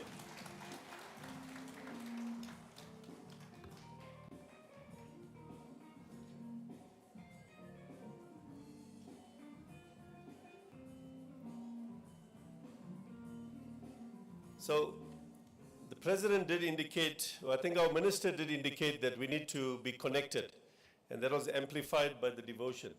So we want to make sure that POPCRU and SAPU are on the same stage. They are with us. These esteemed leaders have been very instrumental in advancing the rights of our law enforcement officers, and they continue to champion the interests of our policing community. Please welcome the President of POPCRU, Mr. Ngwenya, to give a message of support, please.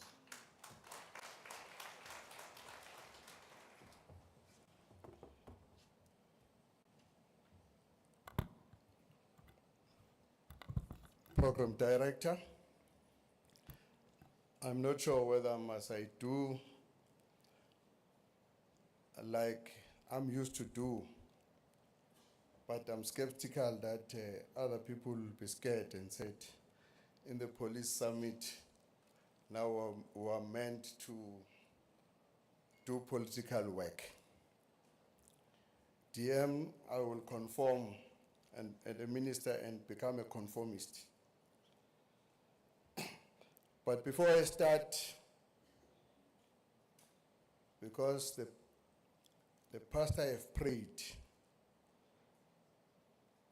I have been toned down from what I wanted to say.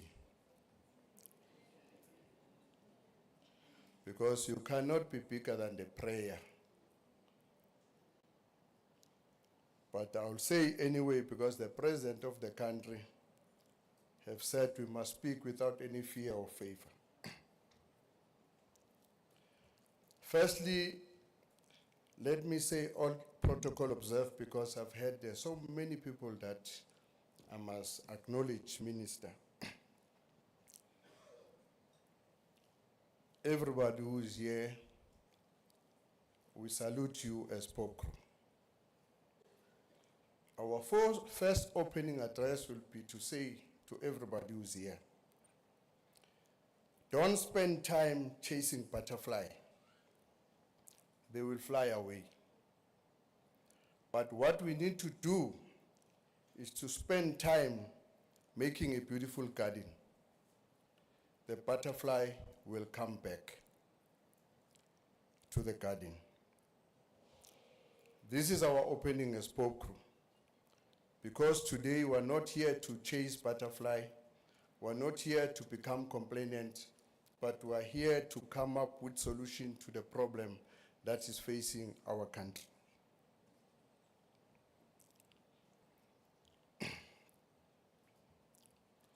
Minister, I would have loved to see some changes in the topic itself. I'm not saying your topic is wrong, but I'm looking at the other side of it. As it have started with efficiency in action, optimizing South African policing potential. I would have loved to start with optimizing South African police potential for efficiency in action. That would have sounded better because we want to put action to policing. We are here today to give this message of support on reimagining, restructure, and reinforce the effectiveness of the South African Police Service. In line with Chapter 12 of the NDP document, titled Building a Safer South Africa. We move from those premises to say we are gathered here today because all of us, we agree that the status quo is unacceptable. But the big question that we must answer is that, how did we find ourselves here?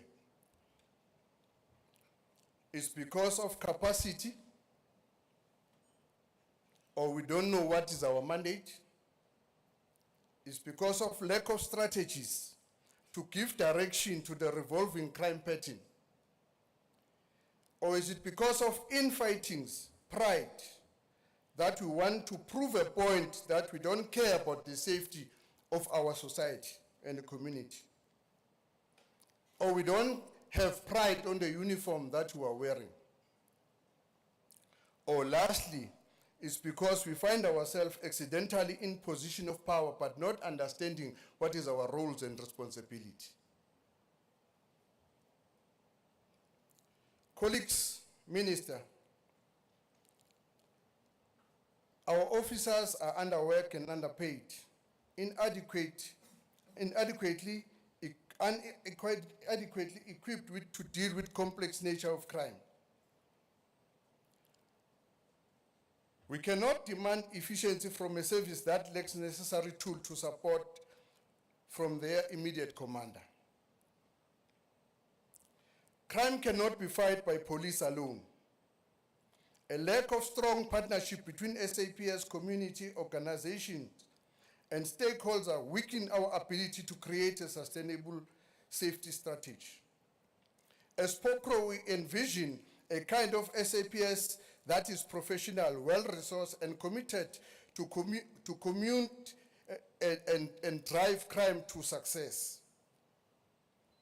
From our policing in Daba in 2023, where we called our stakeholders to say, how do we police South Africa in a democratic dispensation?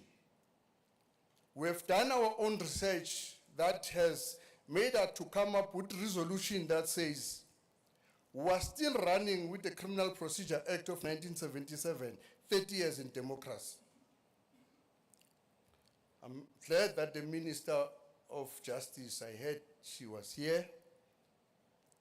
We want to contribute effectively to the amendment of the criminal procedure because The problem that we find ourselves in democracy is that we wanted to treat criminals as if we were treating revolutionaries.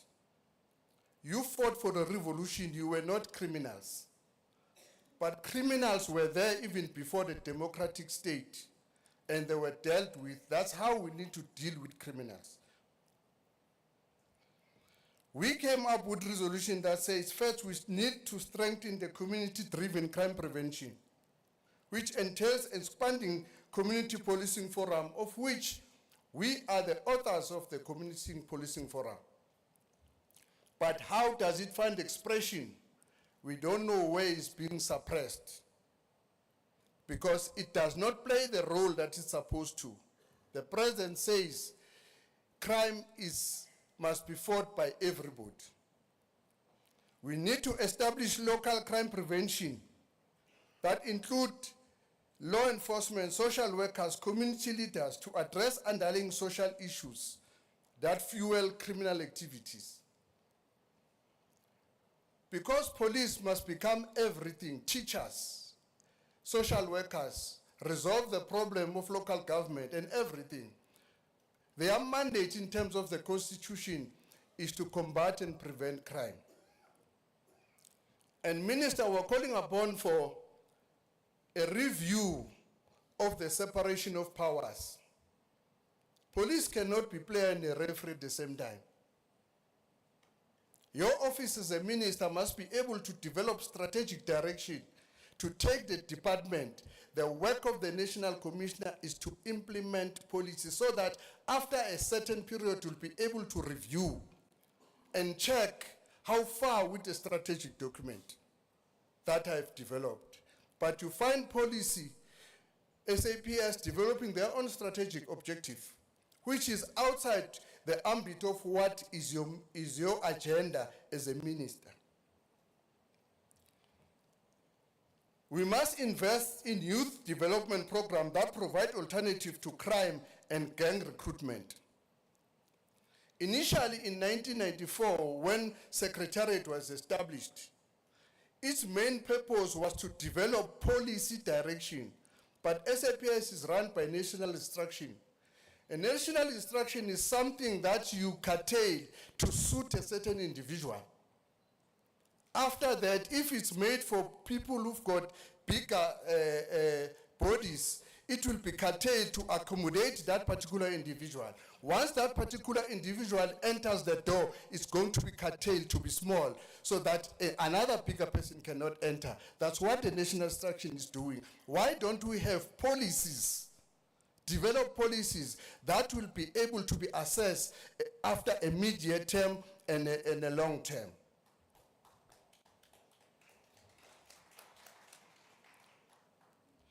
We as Pop Crew have established a foundation which is called Safer South Africa, because we've got a reason for that, because crime begins at schools.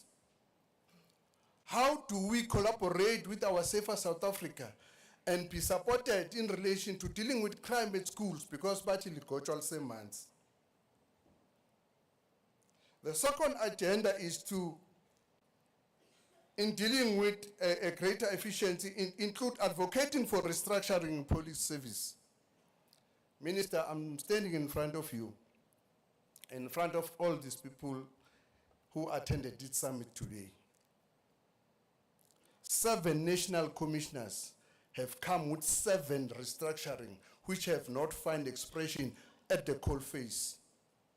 It only addresses individuals at the higher level. And that restructuring that is done by SAPS does not talk to the crime fighting, but is to feed some other people to reach themselves there on top, at the top level. So we're saying any restructuring that must come now should be focusing at the coalface where crime is happening. Head office does not have crime. Provinces does not have crime. And in terms of the Constitution, there are 3 layers of policing.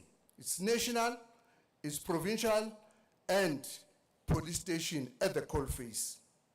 And if the coalface don't have what it takes to deal with crime. Because I don't think when crime happens, as it had happened in Eastern Cape, you ask the National Commission to say what is happening. But you ask the station commander, give me a report what is happening. So if it doesn't have what it takes to be resourced to deal with crime, why should we have head office that is overstaffed more than Northern Cape, Limpopo, and Mpumalanga? Why do we have that? This crime summit must be able to deal with those issues. Minister, in terms of the office not being able to finalize any restructuring because of we don't know what does it seek to address. We are calling for the implementation of decentralization of policing approach. We don't want to be liked because we're not money, only money that is liked.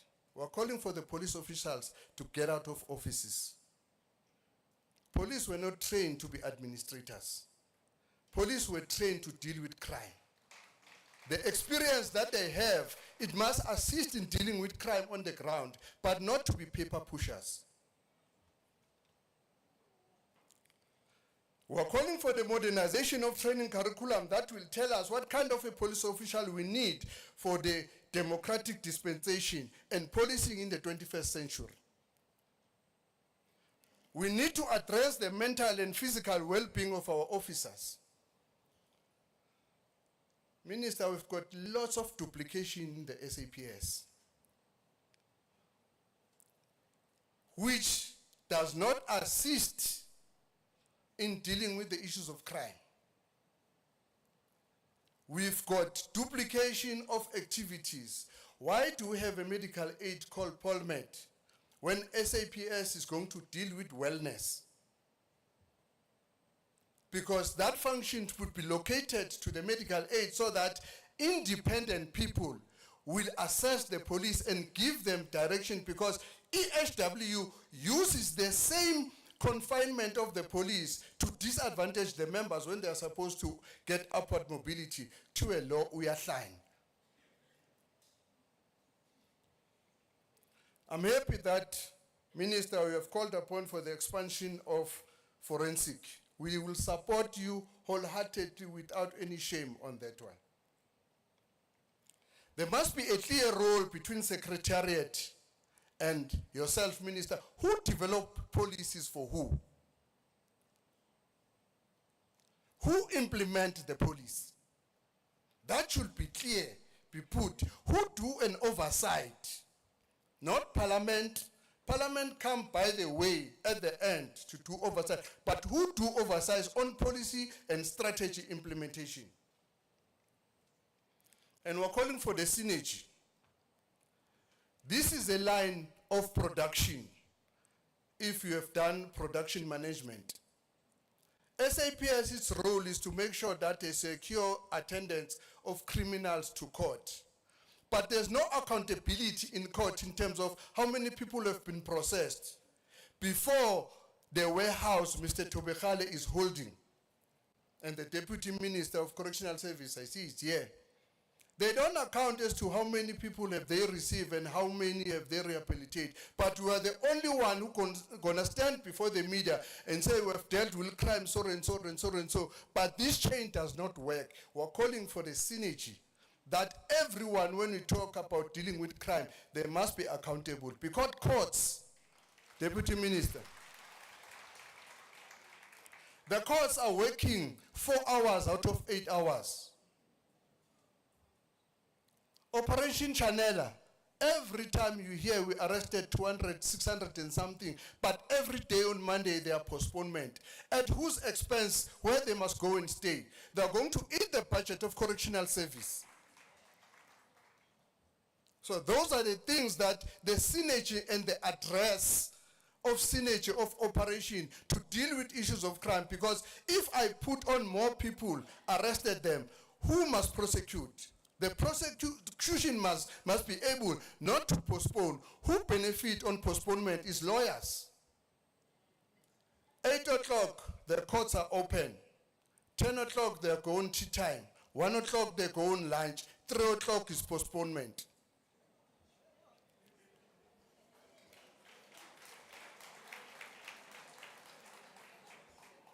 Our message is clear today.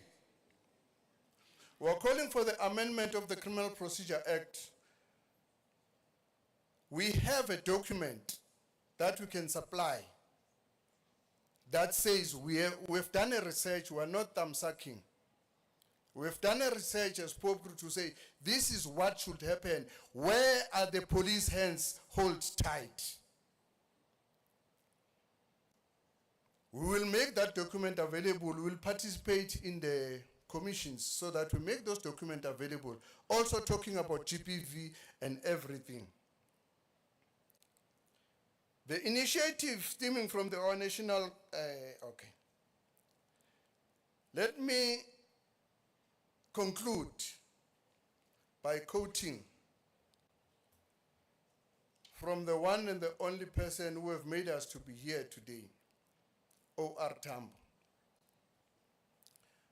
Because I cannot pretend as if I'm not politically aware. I'm not neutral. O.R. Tambo said, tell the truth, even if the truth coincides with what the enemy is saying. Tell the truth because the truth shall set you free.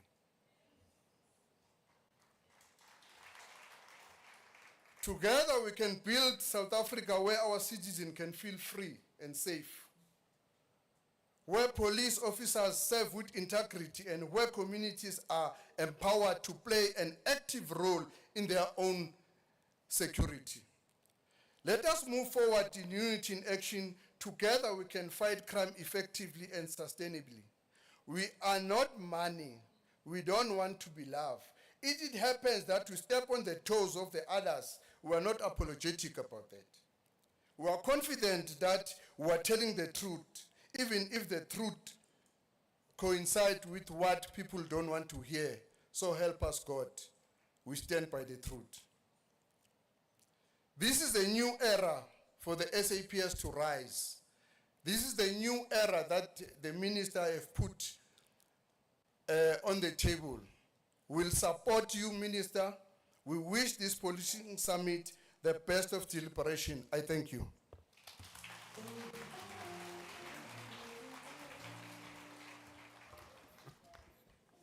Thank you very much, Mr. Ngwenya, for those revolutionary address. Come, let's give him another round of applause. Can we welcome the President of SAPU, Mr. Matsose, please. Thank you.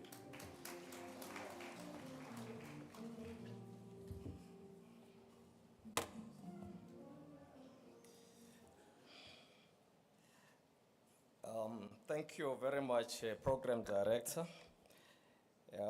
Just to correct one thing, the President of South African Policing Union is Comrade Thabo Matsose, and unfortunately he could not be here, Minister, today due to other commitments prior to this invitation.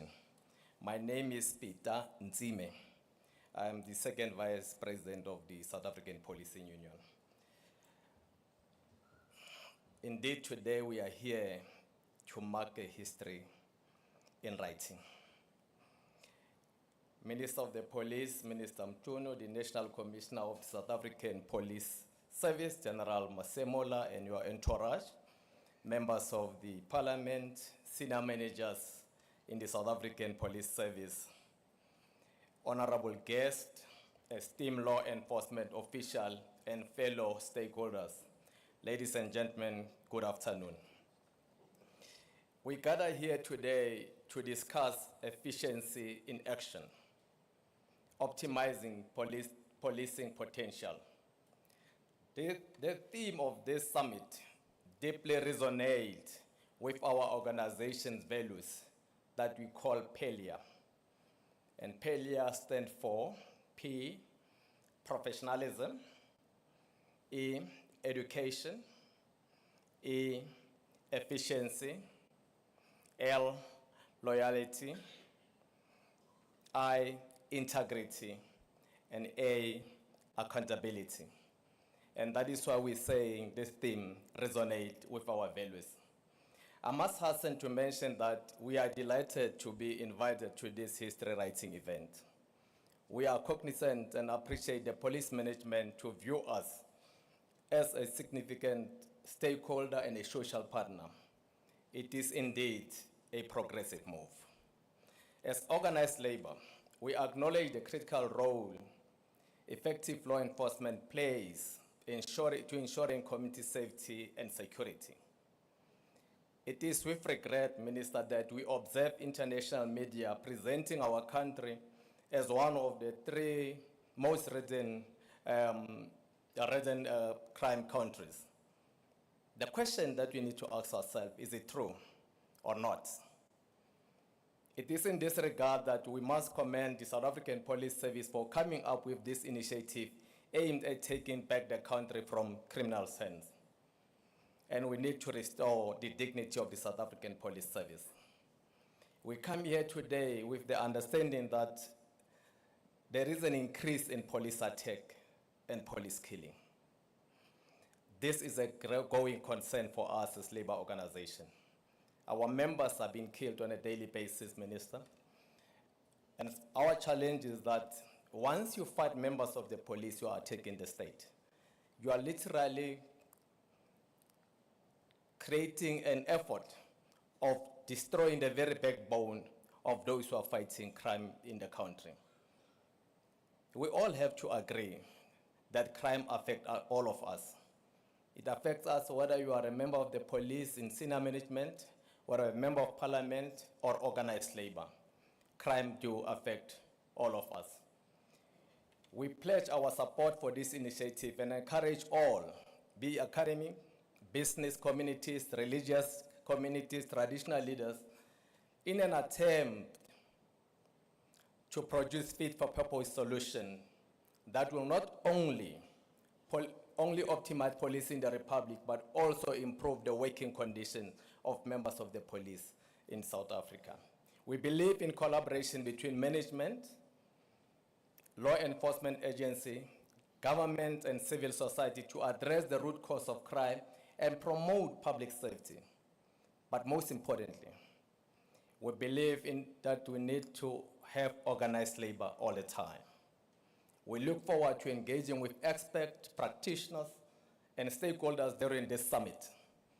Together we can harness our collective expertise to drive the change to create a South Africa that is safe for all of us. Let the outcome of this summit not gather dust somewhere in Pretoria. Let's commit. Let's sign a pledge to change the crime picture of our country. Let's commit, Minister, the resources to the South African Police Service. Make sure that there is enough resources, both physical and human resource. Let's have time frames, and let's be clear with our deadlines.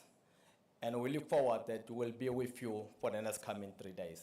From the South African Police Union, we thank you.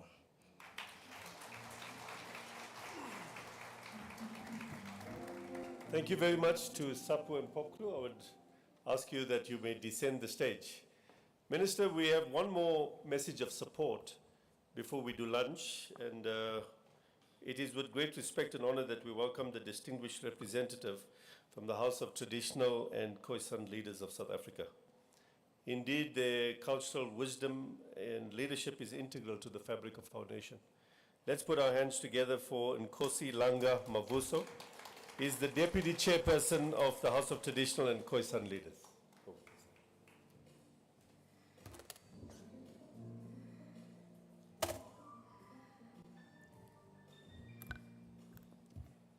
Thank you, Program Director. I stand on the protocol already established. It is an honor to be invited to participate in this first inaugural summit of South African policing, intending to come out with ways and means to fight and end crime in the Republic. Program Director, we're noting as the institution of traditional leadership that violent crime in South Africa has become a problem.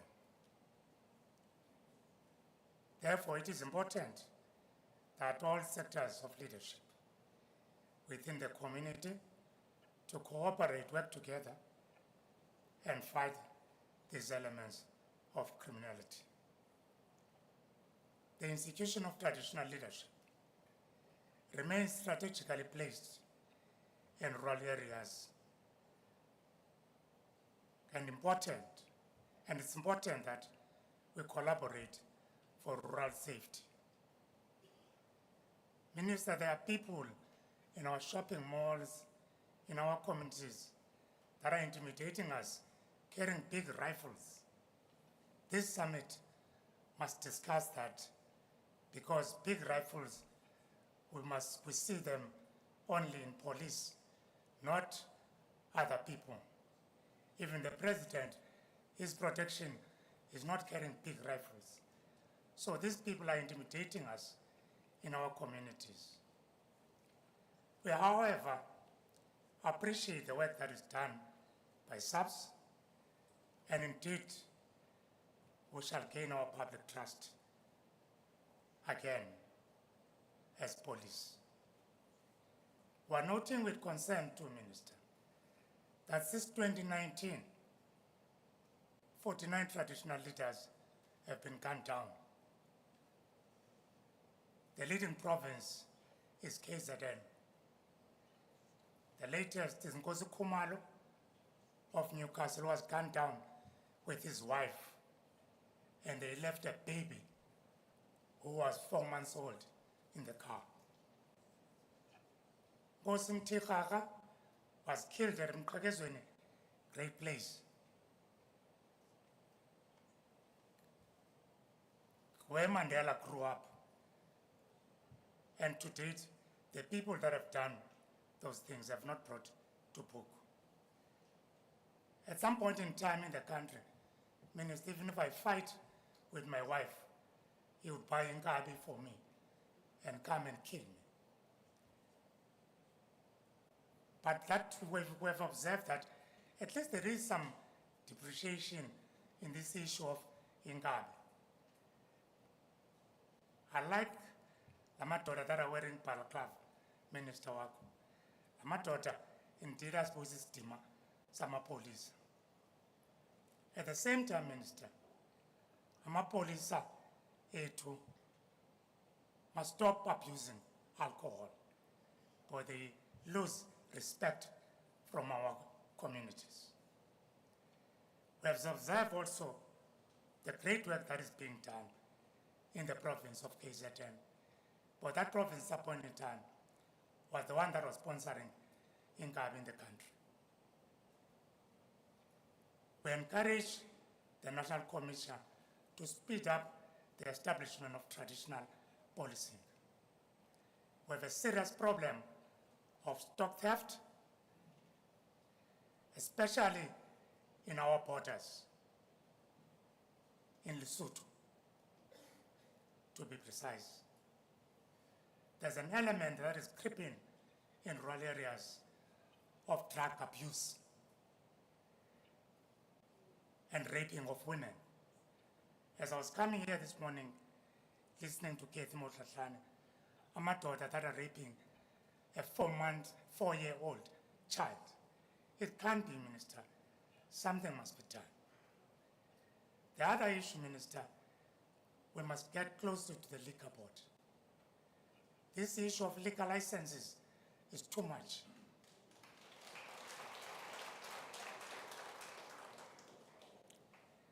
And as a country, we're not paying attention to substance abuse, especially in rural areas. We need to partner, Minister, SAPS, traditional leaders, and Home Affairs. We have to identify undocumented foreign nationals that are owning spaza shops in rural areas. We need to get these people out of our country and they go back to their country of origin.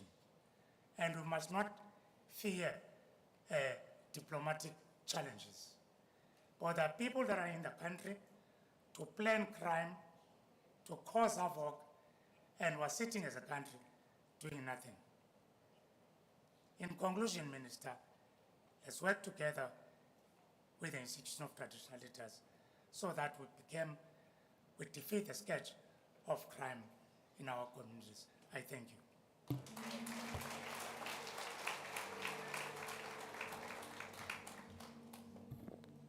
Thank you very much for that address.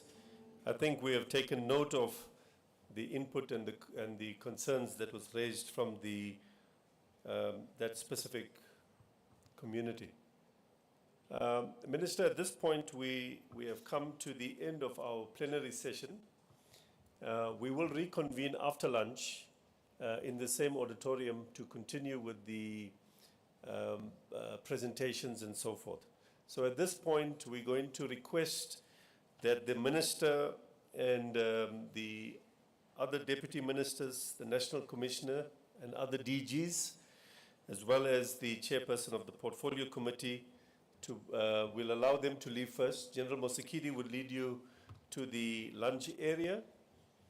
Can we please follow General Mosekedi? And General Pokane will lead the second delegation.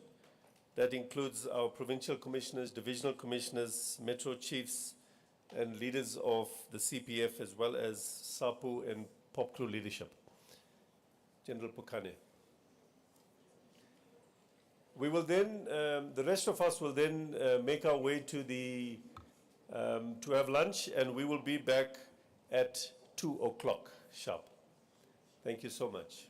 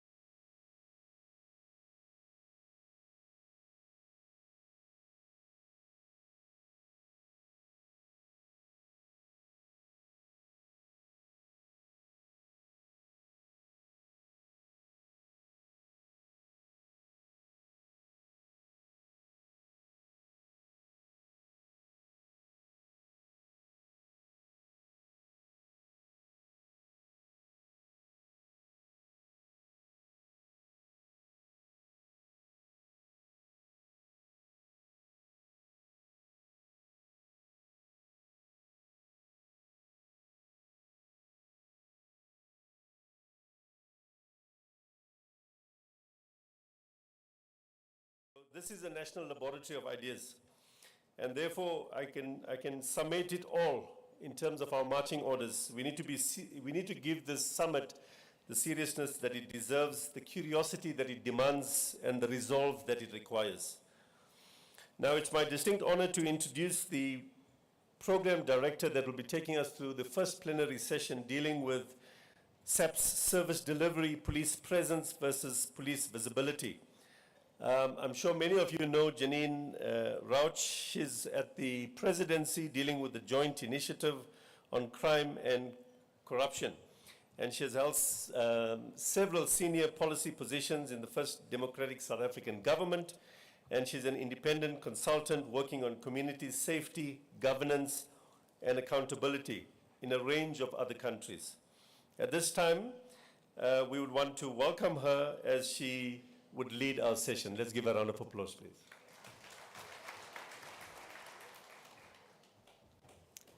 Thank you, Program Director, and good afternoon, everyone. Good afternoon, Minister, dignitaries, all protocols observed. I'm honored to be here.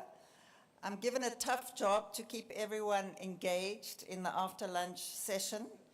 And also, I'm given a policing task, which is to police the speakers on keeping to time. I don't know why they choose a non-police officer to give that first policing task of the day. We are running behind time, so I'm going to press the speakers to try and summarize their inputs. And we are probably going to cut the discussion time in this hall and ask you rather to take the content from these inputs into the afternoon breakaway sessions, which Brigadier Reddy will explain at the end. I was struck when I was driving here this morning by the changing colors of the leaves. It's definitely autumn in Joburg. And autumn is a time of transition. We're changing seasons. And I think what's important about this conversation that we're about to begin, because we're getting into the more conversational part of the summit, is that it is about change. I asked the minister what he wanted me to focus on this afternoon, and he said, this is a time to change. This is an opportunity to think in new ways and develop new approaches to our problems. It's hard to see from inside this room, but I want you to bear in mind that we're here to create some change. We're taking the change that's happening outside into our conversations this afternoon. So, we're going to start with a very short video clip to give some context, and then we've got 3 speakers. I am going to ask General Rabi and his team to press play on the video clip, which I'm assured will be a good scene setter, and then I will introduce each speaker before they start. Thank you.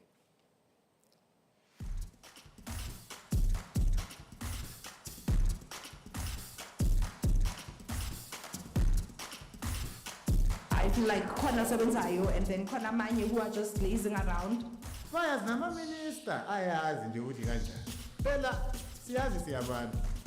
Ubugebengu obwenza amaphoyisa akukali nje ngalabantu abathunyelwayo ukuzibopha or wenzani. Kuqala phezulu ema-ofisini amakhulu. My general view related to the police, it's not so good at the moment because mostly people make phone calls and they don't arrive so urgently as they're supposed to, but in most cases they do respond. That's the only thing I can say. They do respond when you actually call, they come, but not on time. How long will we be standing here? It's more than 5-10 minutes. Why you didn't see police when it was up and down? Huh? Why does people, you only see them when there's bodies on the ground and people are dead? It's a lot of things. You see this police station, I don't want that police station there because me personally, I don't see that police station is doing what it's supposed to do. The people that is supposed to be maintaining and upholding the law, they are breaking the law. They're very complacent, quite laid back. When trying to contact them in case of emergency, there's always a runaround. You will dial 112, which is the number that you use on the MTN network as an example. And you will ask for Blue Dance police station, and then they'll transfer you to Plenary police station, and then you'll be informed that our area doesn't cover your area, so, and we can't transfer you. So it's not very helpful sometimes, especially when there's emergencies. My view, I think they are doing the best that they can. The lack of resources, because most of the time when you get to the police station, they're complaining about not having enough vehicles.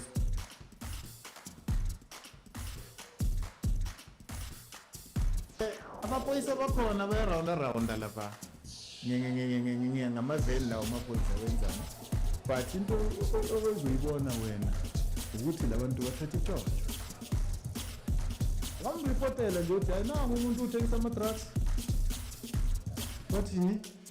Bathi siyenze mabafika ubanikeza itshotho, baphinde bamtshele nje ukuthi ubani bani nje yilo mfana wala. Baningi abafana sebafile nje ngokungalezi zinto zokuphimpa abantu. Athi asifuni ukufa, siyasaba. They're visible, quite visible, but I would say for the wrong reasons. When you need them, they barely there. I'm not happy at all. Based on yesterday, I left Soshanguve around 11 o'clock at night. I went to Breakout from Soshanguve to Breakout to Amanda Sech. I have never come across any police, whether metro or any like police at all. So the visibility is not there, hence the crime is so high. Mina in my area ngihlala eSoweto in Midlands, there is visibility yamaphoyisa yama-green beans estradeni, abanye banokupatrola but there and there, not always. Kimberly, the police are visible. We are very happy about the service that we are delivering to the community. We don't struggle as much as before, but now at least there's an improvement. Yabona like the corner lesimebuyo le inkunzi yabanjwa come around 4 o'clock 5 o'clock is not safe. Umkaleke uminister or the president wethu athi kwa amaphoyisa amaningi because the crime is too high. Where I come from, most of the time they keep on patrolling at night, so I'm quite happy. And I think the very same thing that which has happened during the festive season, they must actually keep it up and ensure that indeed, they are visible. That in itself, it actually scares the criminals. It actually gives the community members confidence that indeed the police are there, and should anything happen spontaneously, they will be there, to care about it.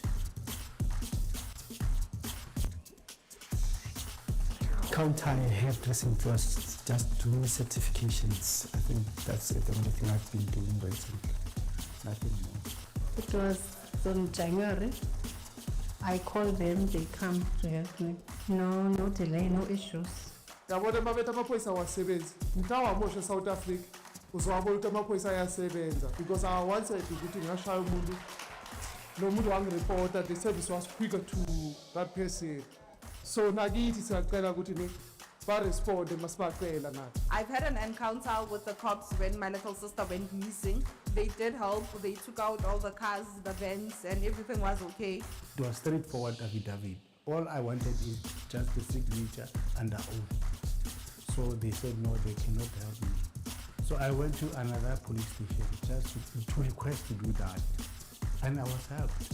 So that's what I'm saying, there's no consistency there.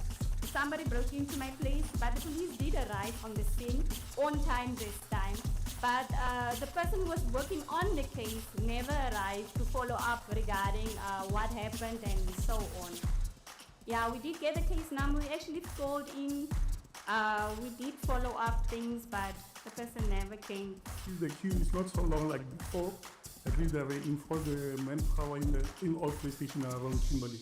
So service delivery at least is improving.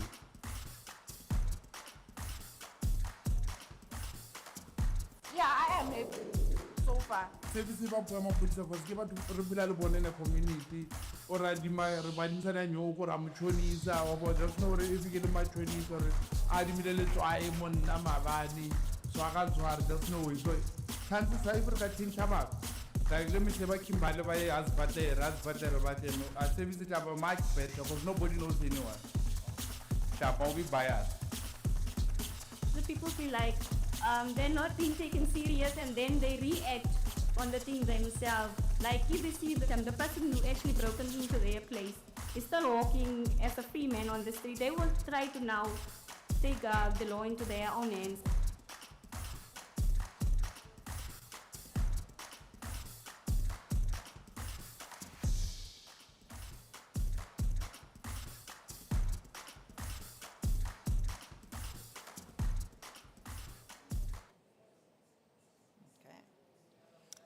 Okay, well, that adds a little bit of liveliness into the conversation as we go into this afternoon thinking about questions of police presence and police visibility.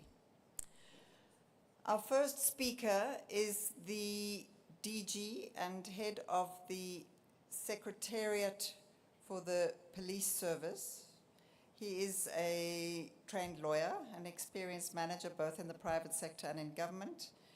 He has held public service positions in KwaZulu-Natal, in Mpumalanga, and in national government, and was appointed into this role as the Secretary for Police Service in March last year.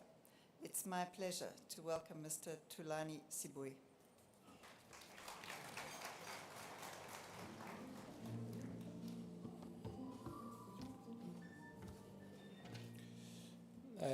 Thank you, Program Director, Jenny, Minister of Police,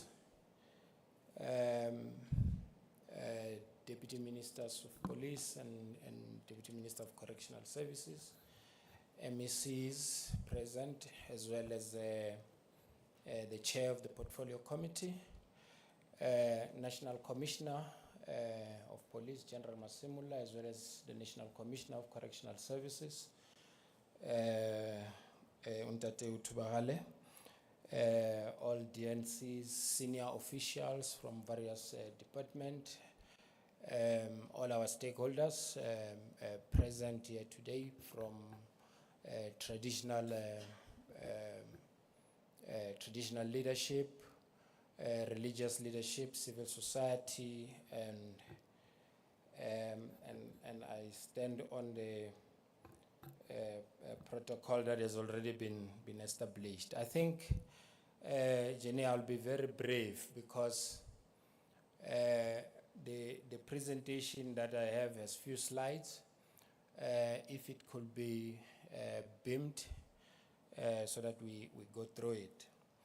But I must hasten to indicate, Minister, that the President and yourself in the earlier discussion have said we needed to get to the root causes of what caused crime in society and South Africa in general.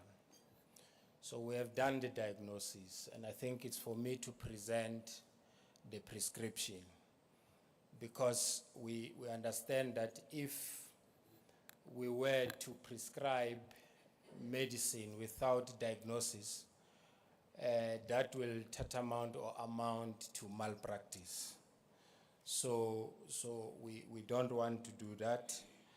And our diagnosis, Minister,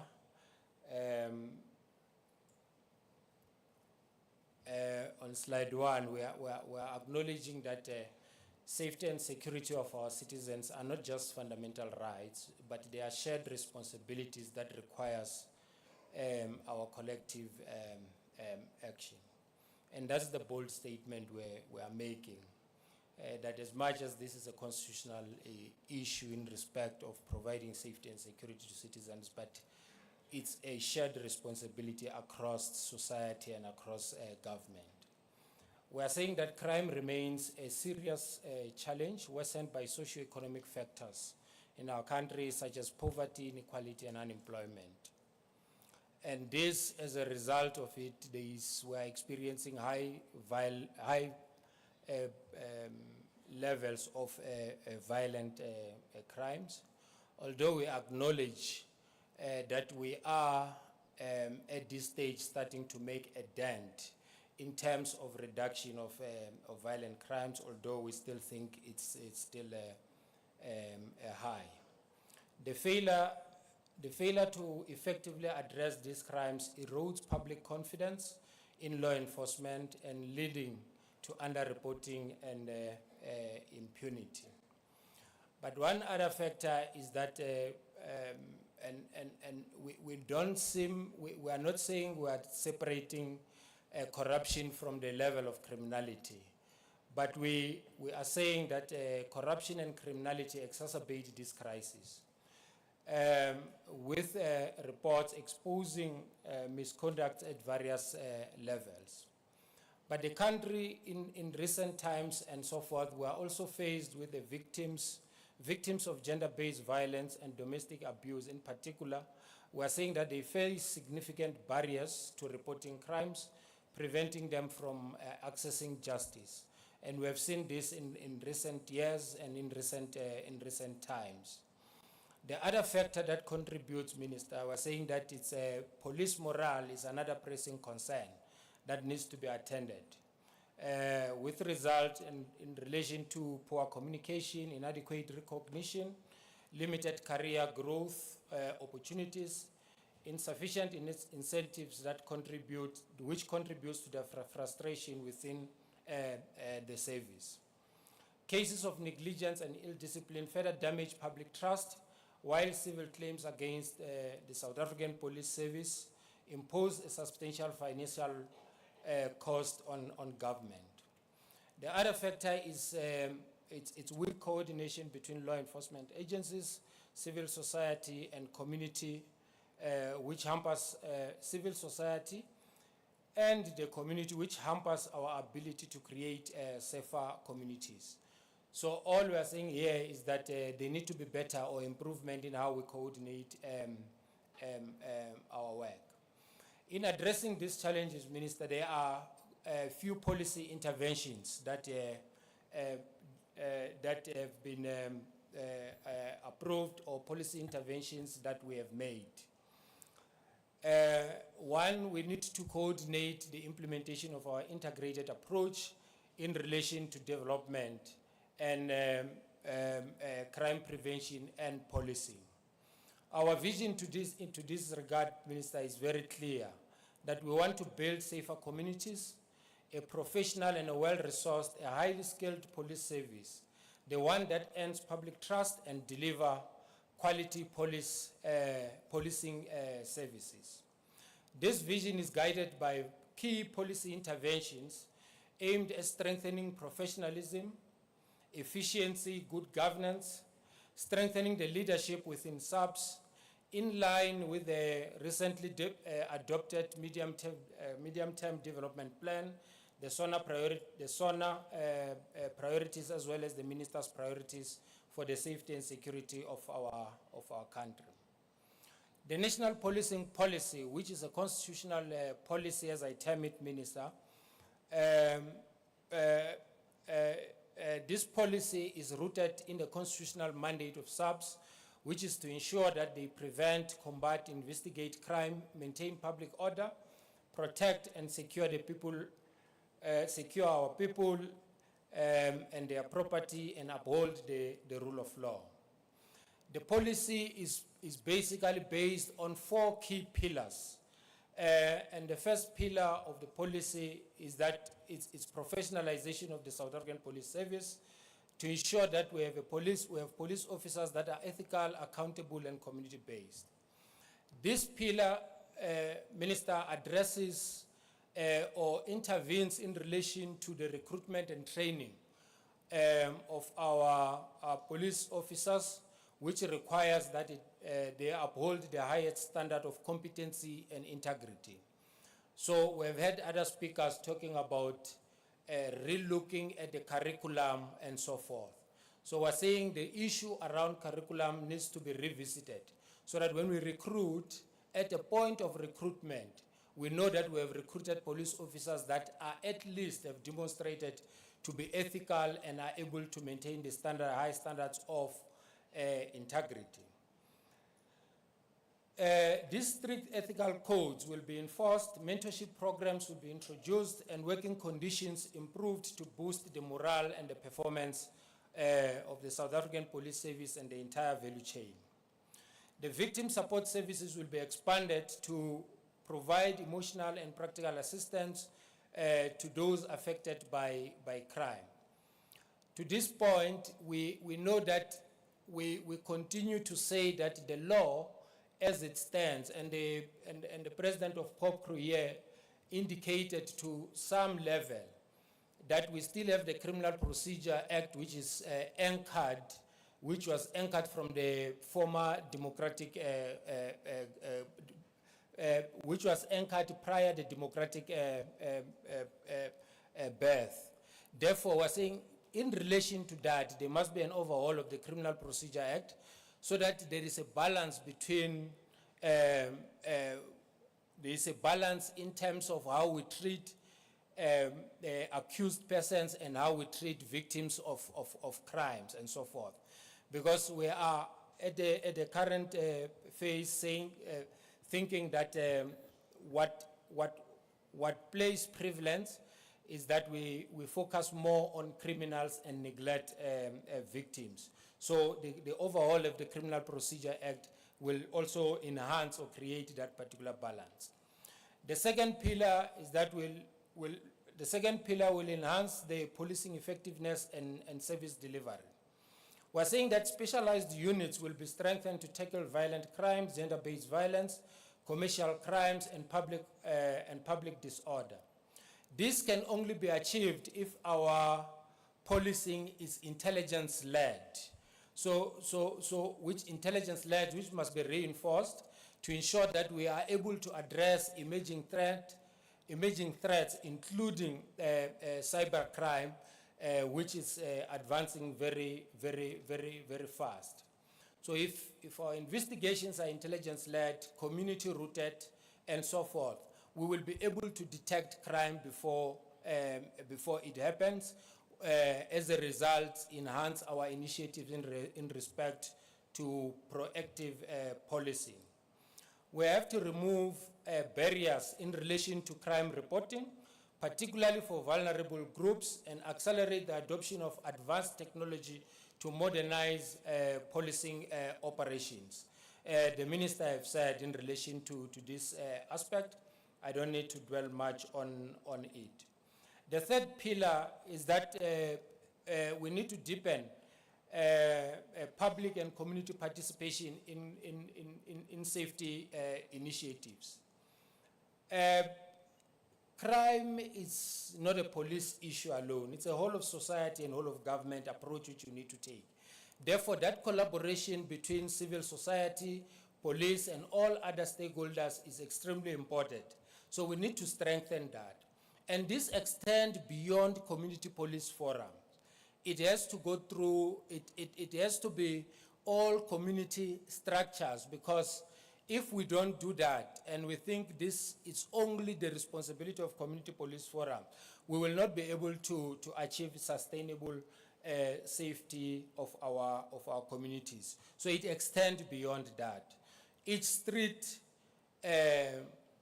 each ward, and each boundary, municipal boundary, we must have safety champions or safety initiatives within those areas. We have to enhance our rural safety strategies and adopt an integrated approach in the border security management. We can, all of us, attest that the majority of crime in our country has to do with how effective do we manage our borders and so forth. So it's very important that border security management is also enhanced, and there is integration and cooperation at the level of border management, so that we are able to ensure that the people that come in and out of our country, one, are accounted for, two, we are able to know where they are. If they are inside the country, we know where they live, and so forth and so forth. And we even integrate our technology systems to ensure that we even have their fingerprints, their faces, and so forth. So there must be that synergy in terms of technology in relation to the border security and so forth. So we're saying we need to enhance border security. The fourth pillar of the national policing policy will ensure that we have a strong and ethical leadership within the South African Police Service, but across the JCPS and across government. Because it's of no use to have a highly professional, ethical South African Police Service when all other areas of government remains a challenge. So this ethical leadership, accountable leadership, cuts across government to ensure that we are able to have an accountable public service across the board. But we're saying these are hardcore policing policy initiatives in terms of our constitution. But we're saying these hardcore policing policy initiatives will not work if we don't go beyond them. And going beyond them requires that we recognize that crime prevention requires a holistic approach and a multi-sectoral approach. Because law enforcement alone cannot create a sustainable safety. Therefore, addressing the root causes of crime requires collaboration across government departments, municipalities, civil society, communities, as well as a private sector.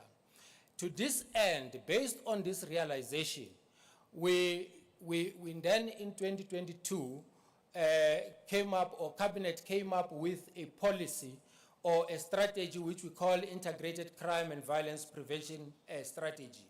And this crime and violence prevention strategy rests on 6 pillars, because this strategy links safety and economy. This is just a graph that indicates the impact of crime that crime has on development and the growth of our economic growth. And you will see that in the recent past, there have been a high level of crime going up, the economic growth goes down, as well as unemployment goes down. We're saying this, the graph demonstrates an inverse relationship between rising crime and economic performance. Addressing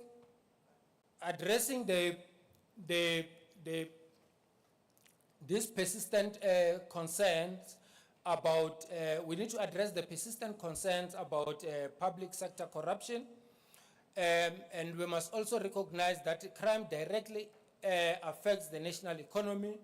Violent crime, corruption, and organized crime undermine investor confidence, disrupts business operations, and places financial burden on the public resources. We're saying high crime rates deter foreign direct investment. It undermines local enterprise growth, especially in sectors such as tourism, retail, infrastructure, and logistics. Policing faces high pressure in environment of high youth unemployment, inequality, and social exclusion. Therefore, we're saying that effective policing will play a role in stabilizing conditions for economic growth and development. Just to summarize, Minister, the integrated crime and violence prevention strategy rests on 6 pillars. Pillar 1 talks to an effective criminal justice system. I think we have spoken a lot about this. We need to be able to create a synergy in the entire value chain of the criminal justice system, which is commonly known as case management system. When a person is arrested, at a point of arrest, we must be able to account for that person up to a point where that person is deposited in Commissioner Tubagale's facility. But as he is in that facility, as he or she is in that facility, we must be able to track the rehabilitation process of that person and how that person, when he gets reintegrated into society, how we then accept that person as a rehabilitated person, not to further treat him as a criminal. Because if we do that, is we stand a better chance of a person to commit crime further. The second pillar is early intervention to address crime and violence and promote safety. The first 1,000 days of a child becomes very important, extremely important.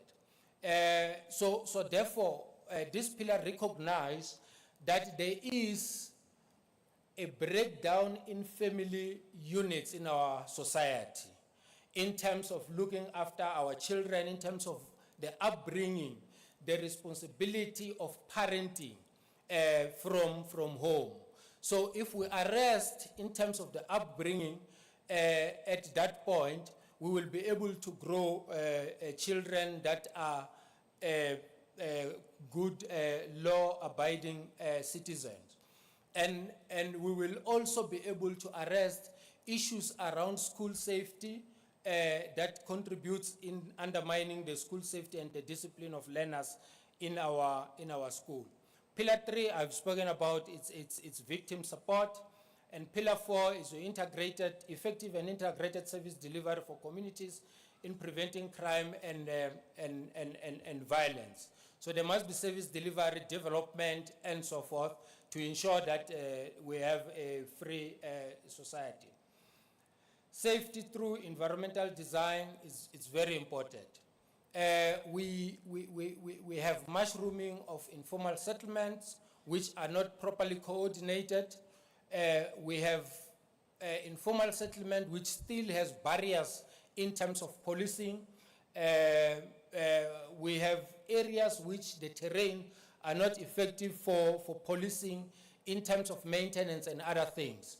So we're saying if we integrate this effort, we ensure that the service delivery at that level, we will definitely achieve safety. So our environmental design plays a very key role in the safety initiatives. But lastly, in terms of the pillars, is your active public and community participation. This pillar is extremely important because it brings the entire society into the fold in the fight against crime. To achieve the ICVPS, we have elevated it, Minister, at national level. Civilian Secretariat for Police led the establishment of the National Working Committee, which involves the Presidency, COCTA, DSD, Education, SAPS, Social Development, as well as National Treasury, Sports, Arts and Culture, and so forth. And we think that this steering committee will be able to hold government accountable in all various departments. But we are saying it must not end there. It must cascade to provinces. Provinces must champion the implementation of the ICVPS and ensure that there is accountability across department. The minister have led the signing of cooperation agreement as well with the city of Cape Town, Nelson Mandela Bay, eThekwini, Johannesburg, Tshwane, and Ekurhuleni as a start. And we're monitoring the implementation of this cooperation agreement. We know that this is a new initiative, but we are seeing results in Gauteng in terms of the implementation of the cooperation agreement, as well as in the Western Cape to a large extent. We still have challenges in the Eastern Cape, as well as KwaZulu-Natal in terms of the implementation, but we are monitoring the progress in relation to the implementation. And this cooperation agreement strengthen the mobilization of resources across law enforcement and other government departments. In conclusion, Minister was saying that we ensure that Civilian Secretariat monitors and extends to ensure that there is implementation of the ICVPS and other policies. And through the integrated crime prevention strategies, we are saying that we have a professional and accountable police service, active community participation. We will create a society where people are and feel safe. Transformation of the JCPS and the implementation of these policies will bring us closer to realizing our vision of a crime-free society so that we want to reach a point where Mr. Commissioner Tubagale's facilities becomes tourist areas, not facilities where he keeps people on. We're saying that our commitment to building safer South Africa, Minister, is unwavering. Thank you very much.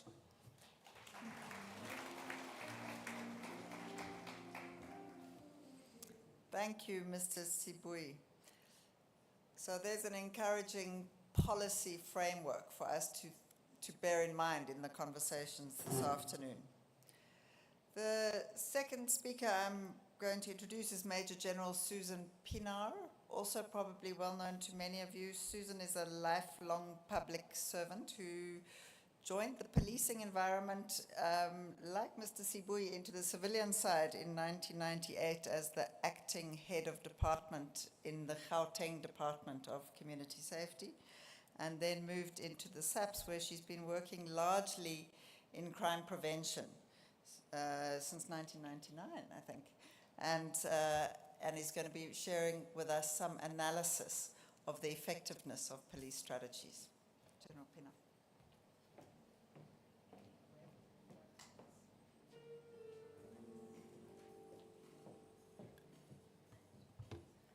Thank you, Ms. Rao.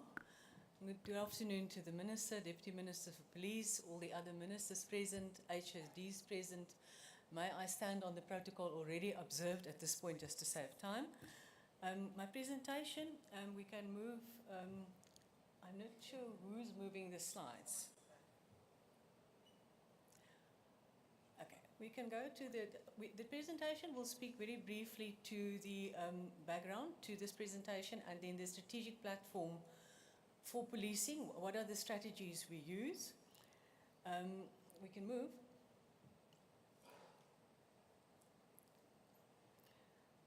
And we will talk about certain considerations that the police must use in our approach to policing strategy and service delivery improvement.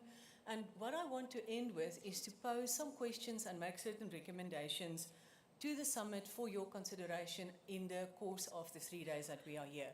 I know that on the program it says that Lieutenant General Mamateti will do this presentation, so let me just apologize for her. She is deployed on other official business, and I am doing the presentation on behalf of the division's management because we work together on this presentation. Thank you very much.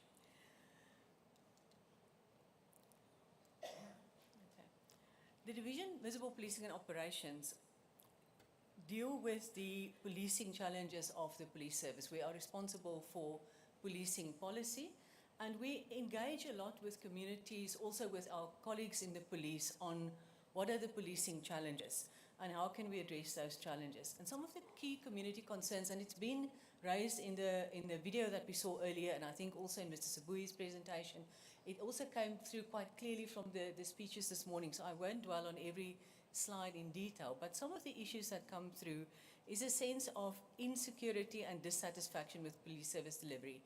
People talk about visibility, response time, and how close they are to the police or how accessible the police are.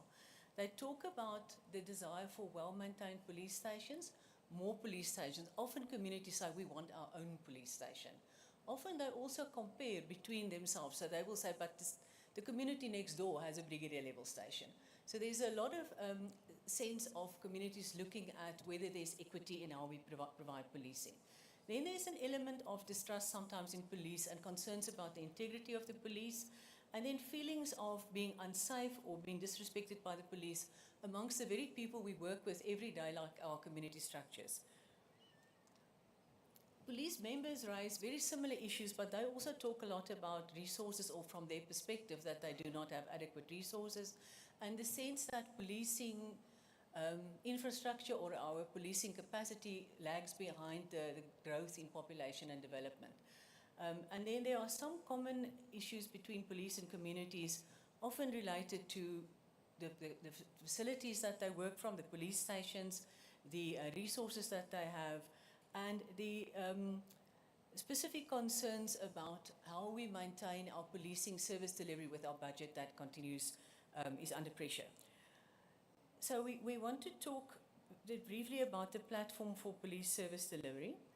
And I'm going to start with a hierarchy of police plans and strategies.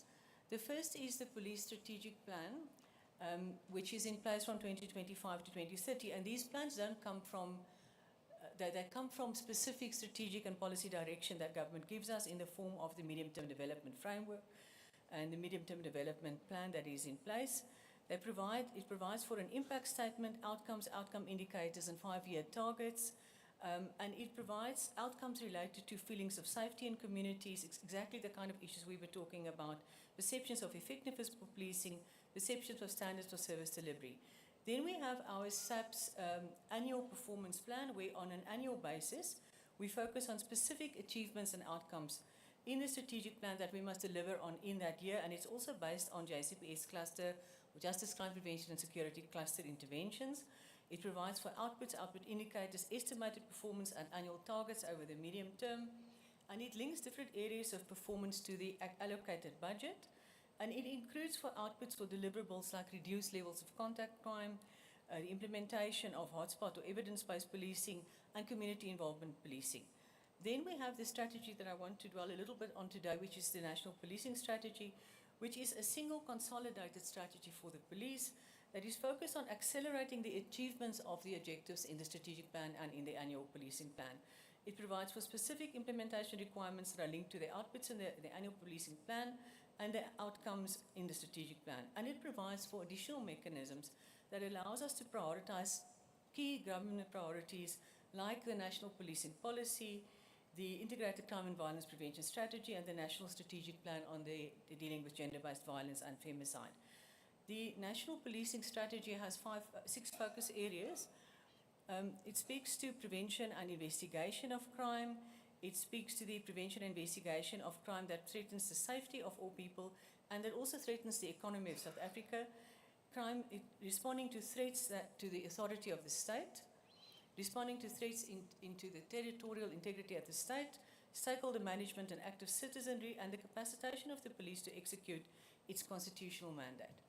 So that is the strategy that we have adopted in the police to deal with our policing challenges.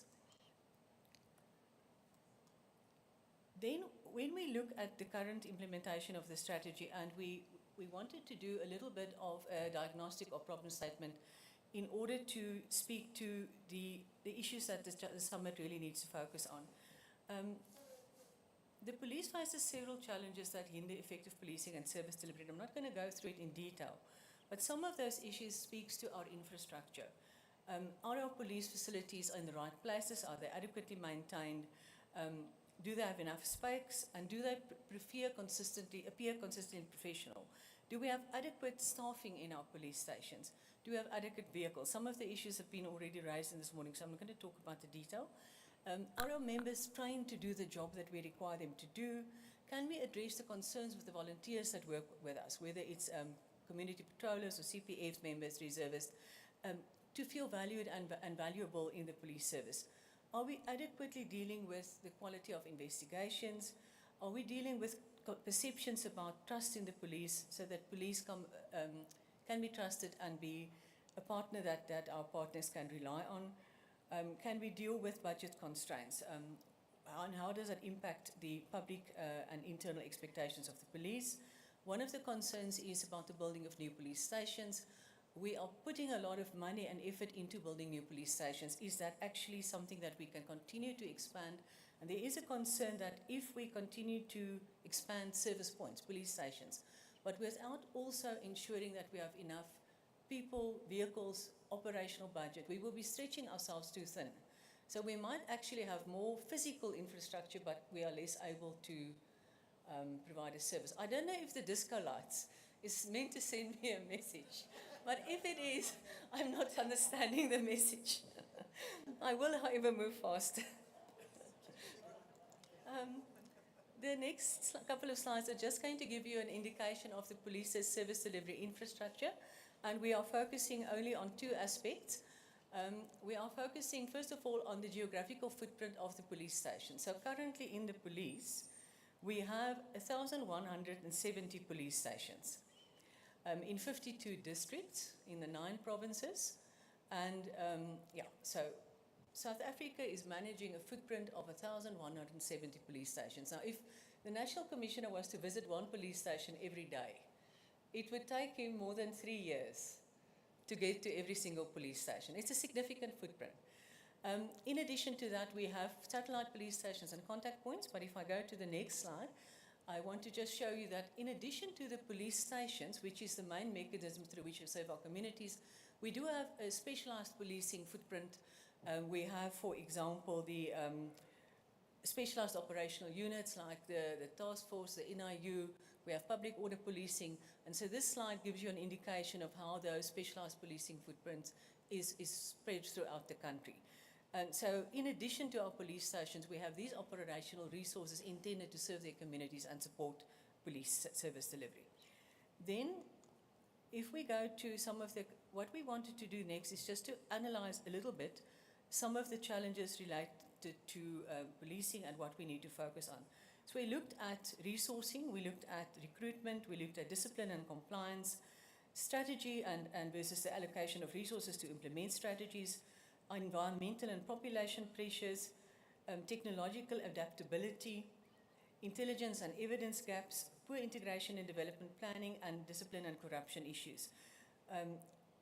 Then we looked at some of the emerging threats and security challenges like economic constraints, persistent budget limitations that are affecting service delivery, illegal immigration. Some of this has been discussed in more detail, so I'm not going to go into the detail.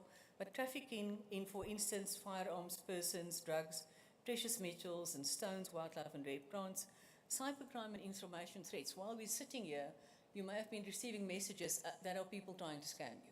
So that is an issue that we more and more need to focus on as the police.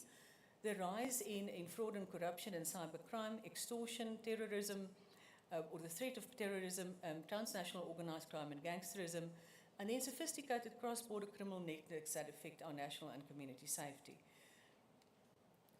Some of the questions and considerations what we would like to pose for the summit to discuss. First of all, when we look at meeting the needs of the community,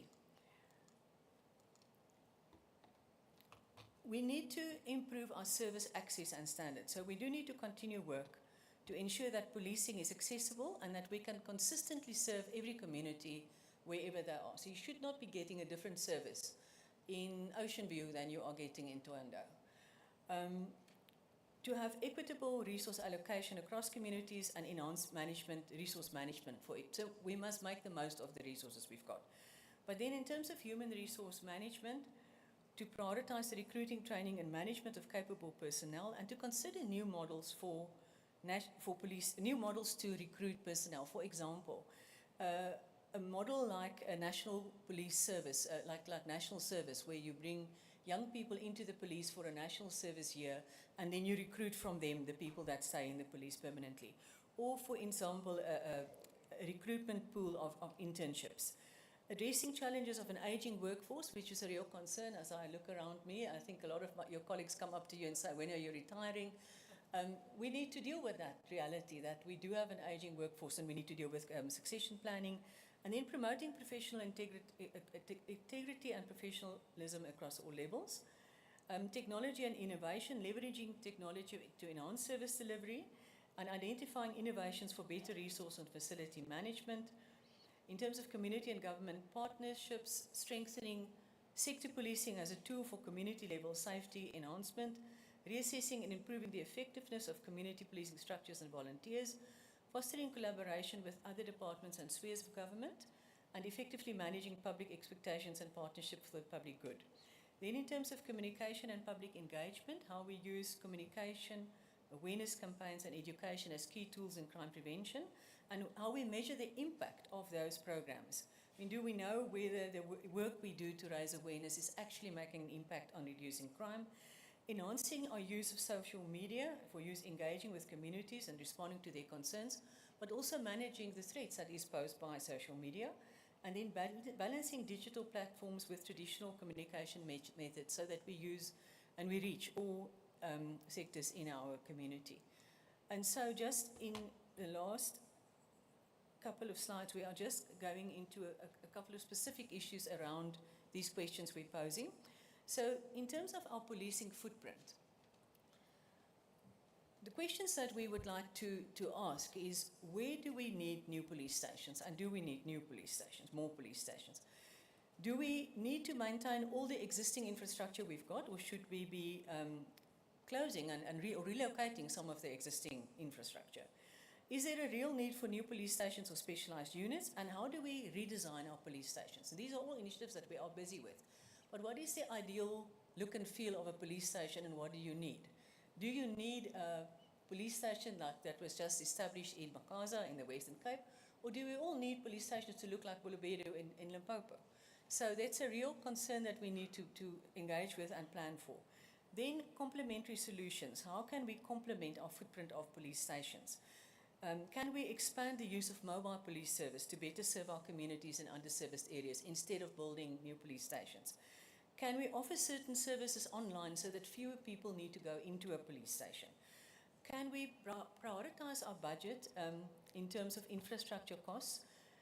We're currently dealing with leases, maintenance, and technology, and these all consume funds that can be used for instance, recruiting and training capable personnel and equipping members with vehicle.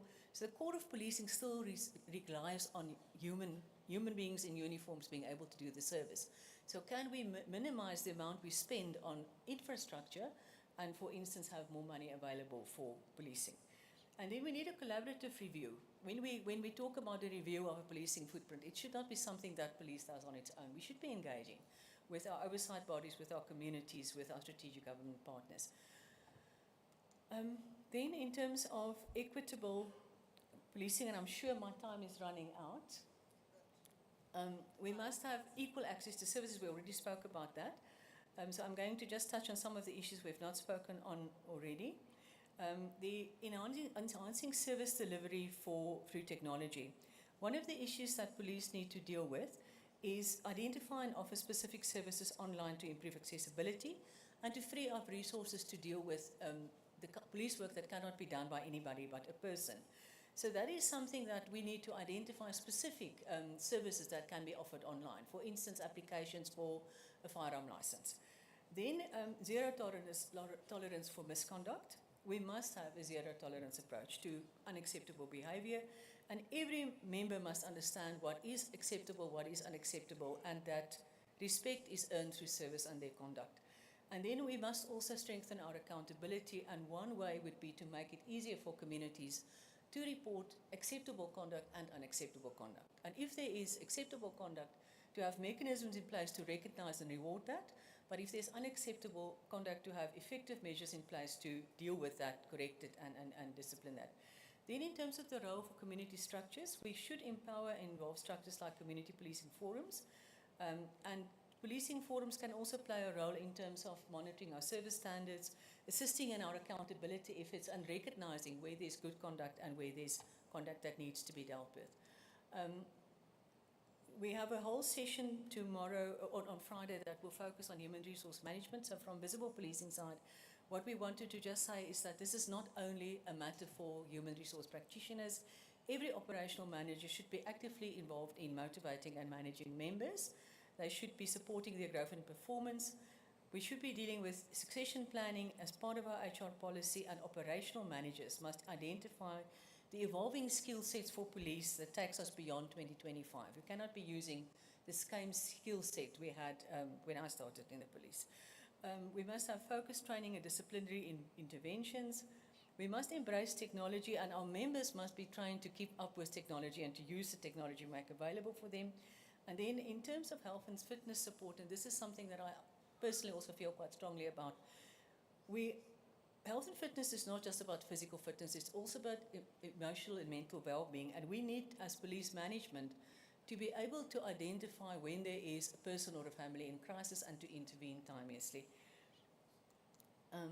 Vehicle and fleet management is a particular concern for the police, because everywhere we go we find that questions are raised about, do we have the right vehicles, are they in the right places, are our drivers trained? Can we promote accountability in terms of how police managers manage their fleet? But can we also come up with solutions to speed up the turnaround time so that when a vehicle goes in for routine maintenance, it does not cause a major disruption in terms of the availability?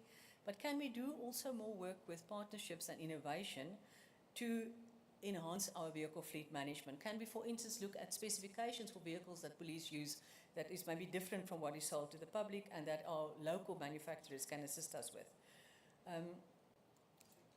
Then in terms of leveraging technology and innovation,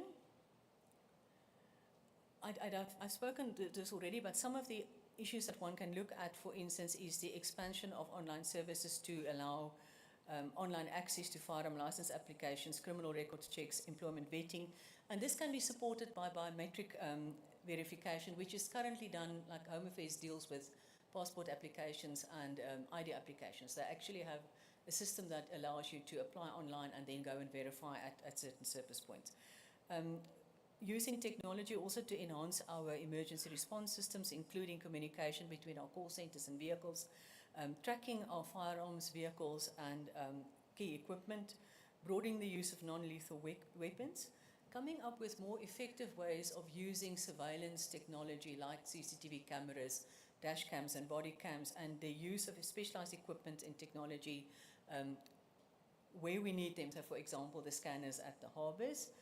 And then in terms of collaborations and strategic partnerships, making the most of our cooperation with the private sector, the enabling frameworks to manage partnerships, as well as the transparency in collaborative programs. And then can we tap into the infrastructure that we have in the country in terms of science and research, our science councils, to assist us to deal with policy development, technological adaptations, and supporting evidence-based policing. Then I want to end with the community policing slide. In terms of community policing, it's already been mentioned, and I know Mrs. Lucas will speak about it as well. So just from a policing perspective, sector policing should be a key, a core tool that we use in making community policing a practical reality. So we should have, where we implement sector policing, have well-resourced sector teams that can improve visibility, response times, and engagement with their community, that can also provide support for community patrol groups. And if we adequately resource sector policing, that will assist us also to improve access to policing.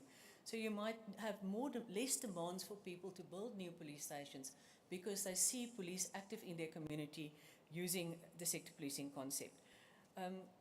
Then we currently have informal structures that sometimes arise as part of community structures, like structures that do function almost as informal security in their communities. Often they function outside the law, they don't work specifically with the CPFs. And if we can assert the authority of the state through the sector policing concept, we can actually reclaim that space and ensure that those community structures are all part of sector policing and community policing. In terms of community policing forums, they should assist to oversee all those community structures. For instance, your neighbourhood patrol groups, your neighbourhood watches, your community in blue. Some of these structures see themselves as force multipliers, which imply that they play an operational role, but they have no policing powers. So it is important that CPFs exercise active oversight on those community structures, and that there is a clear regulatory framework for civil society structures that work with the police, and that we support CPF structures to do that work. Then I'm just going to skip the last question that we pose is about how we use communication and social media. We are now part, whether we like it or not, of a global village. And with social media and the almost unlimited opportunities for communication comes a threat as well, but also a lot of potential that we can exploit. So one of the challenges for our communication, well, not people, all of us are communicators, and I think in some ways communication is the lifeblood of every big organization. So ensuring that we manage communication, that we know everybody works from the same information, that they share the correct information, is a really big challenge for the police. It is not a simple task, but it is a very important one. If I listened to Brigadier Shebede and Corsi this morning talking about the branches, I think for me communication is that lifeblood that connects all of us. And if we can use it correctly, we can really enhance our service delivery. So in conclusion, the presentations from the civil society stakeholders in the summit, from the police ourselves, during the summit we will have many solutions offered, many constructive criticisms, we will have to engage with a lot of strategic decisions. Difficult choices will have to be made so that we can move forward. But at the end of the day, as a police service, we want an efficient, professional and accountable police service that South Africa demands. A police service that will contribute to a country that's peaceful with a growing economy, a country where everyone will be and will feel safe.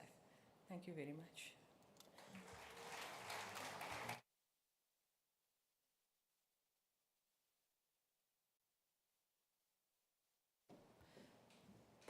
Thank you, General Pino. I think you did an excellent job in realizing one of the goals of the plenary session, which is to help us to determine what works currently. That assessment of the current situation along so many dimensions was very helpful context setting. And thank you also for finishing on the question of community participation, communication, CPFs and so on, because it makes my segue to the next speaker a lot easier. I'm delighted to welcome Ms. Francina Lucas, who's been a community activist all her life and has worked in CPFs since the 90s. This is a critical voice to have in this room, and I think it's wonderful that she's the final speaker of this plenary before we move into the afternoon sessions. She's worked in CPFs, as I said, since the 1990s. She's also been a city councillor and is currently the coordinator of the national body of CPFs and comes from the Western Cape, bringing us a fresh perspective for all of us. Welcome, Francina.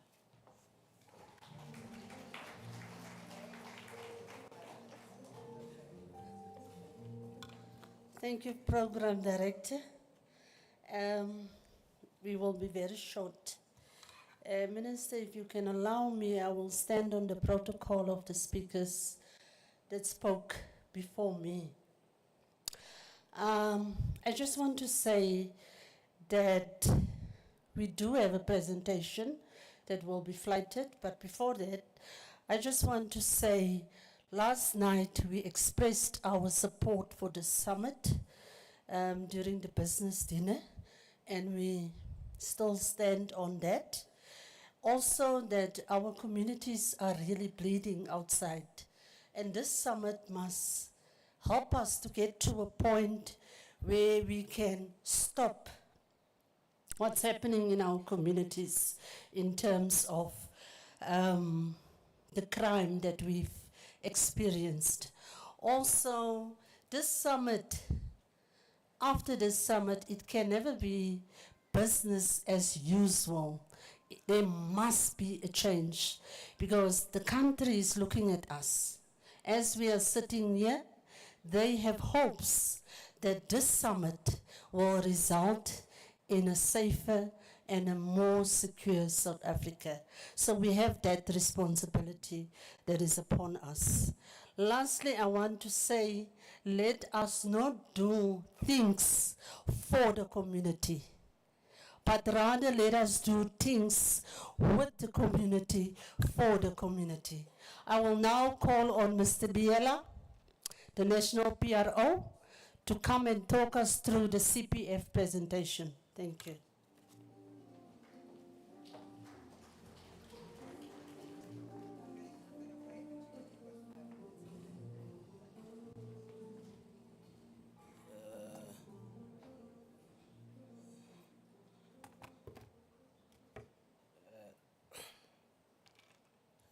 Ministers, the chairperson of the portfolio committee, provincial commissioners, senior officers, and the national commissioner. I'll stand on the protocol, chair, as presented, because already coming here, the program director is telling me to stay to the frame. What I'll do is maybe let's not go flight by flight. It will be shared so that I try to be quick on my side. The space bound that we were supposed to actually speak about was the role of the community in the reduction of crime in the Republic of South Africa. So part of the aspect that we needed to establish first is the issue of the history of policing in South Africa.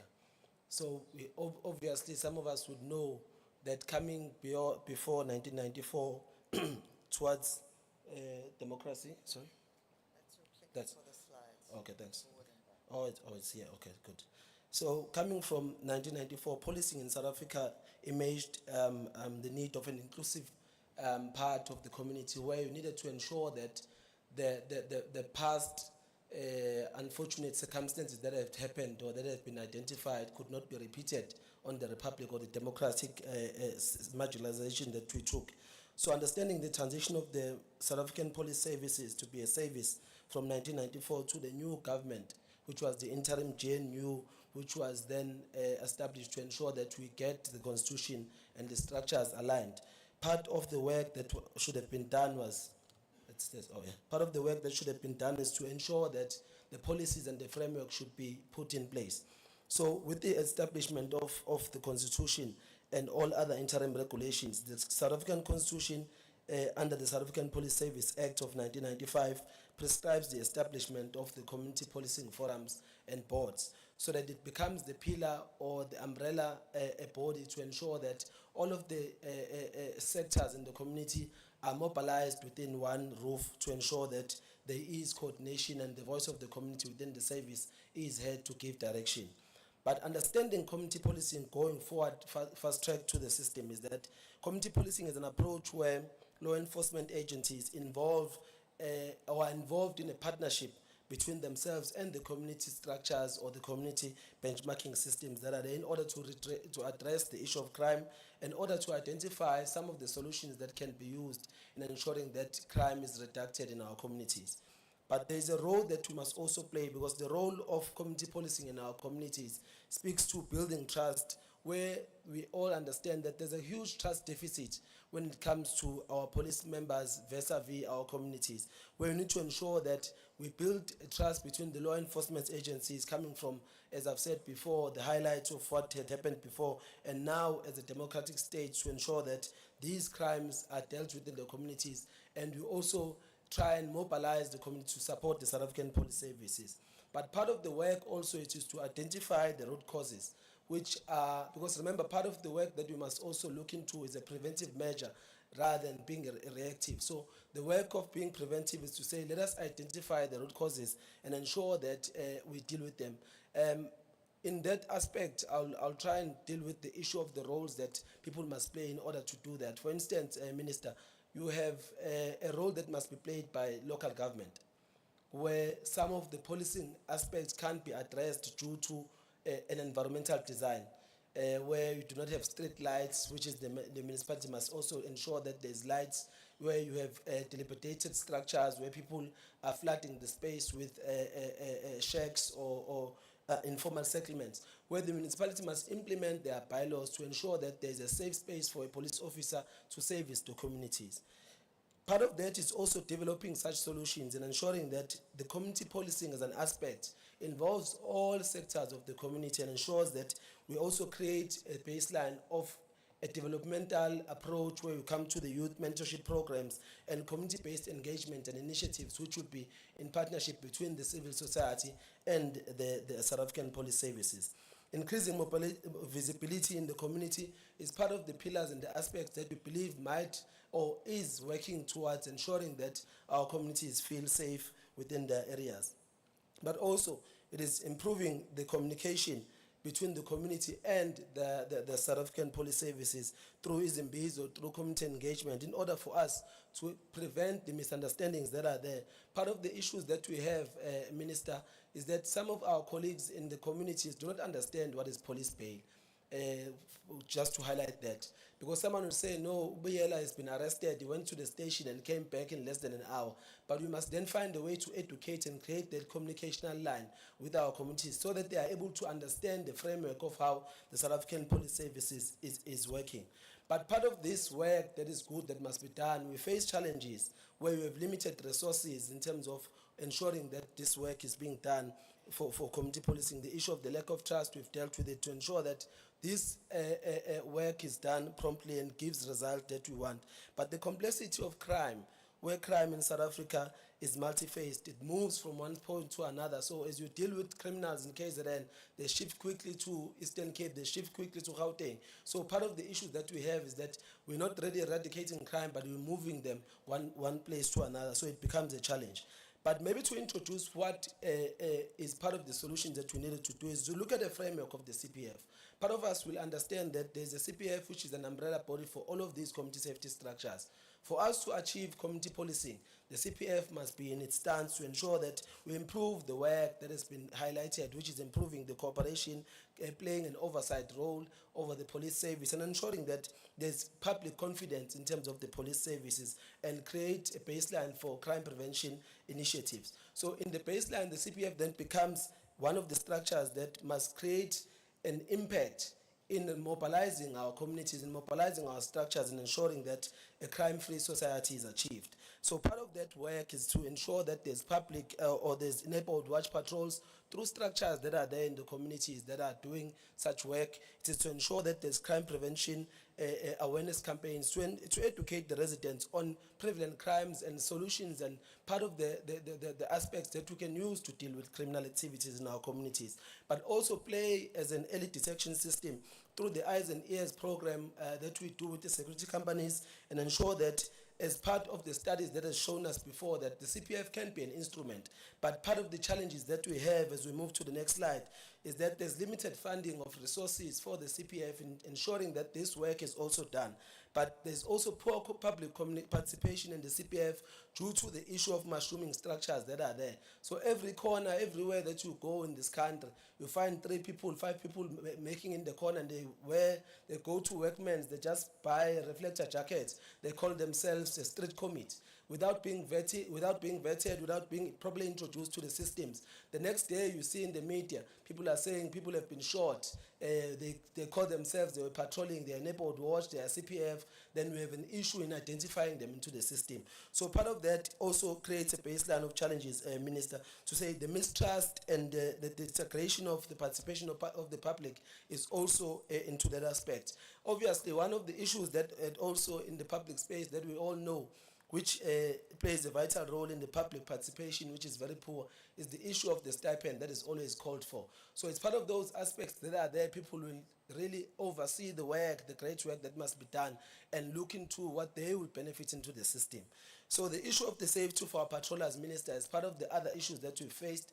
We've seen a series of members of the community who have been victimized while doing the work. There's colleagues from Eastern Cape, colleagues from Inanda and KwaZulu-Natal, from KwaMashu, and the likes over the past financial years. So part of the challenges that we have is that the minute you become a CPF member, the minute you become a crime warden, the minute you become a neighborhood watch member, you are then targeted. Your head is on the block because you are now assisting the police in giving information and squeezing the space for the criminals. So for us to ensure that we work, part of the solutions that we propose is that there's a role for the police ministry and the portfolio committee on police. So as part of the work that you must also do is to ensure that the ministry is responsible for developing and implementing policies that will strengthen community policing structures. This will include the formulation of the legislation and the framework that will guard against all of these mushrooming structures, but also look into ensuring the CPF's alignment to the national prevention strategies that are adopted by at a national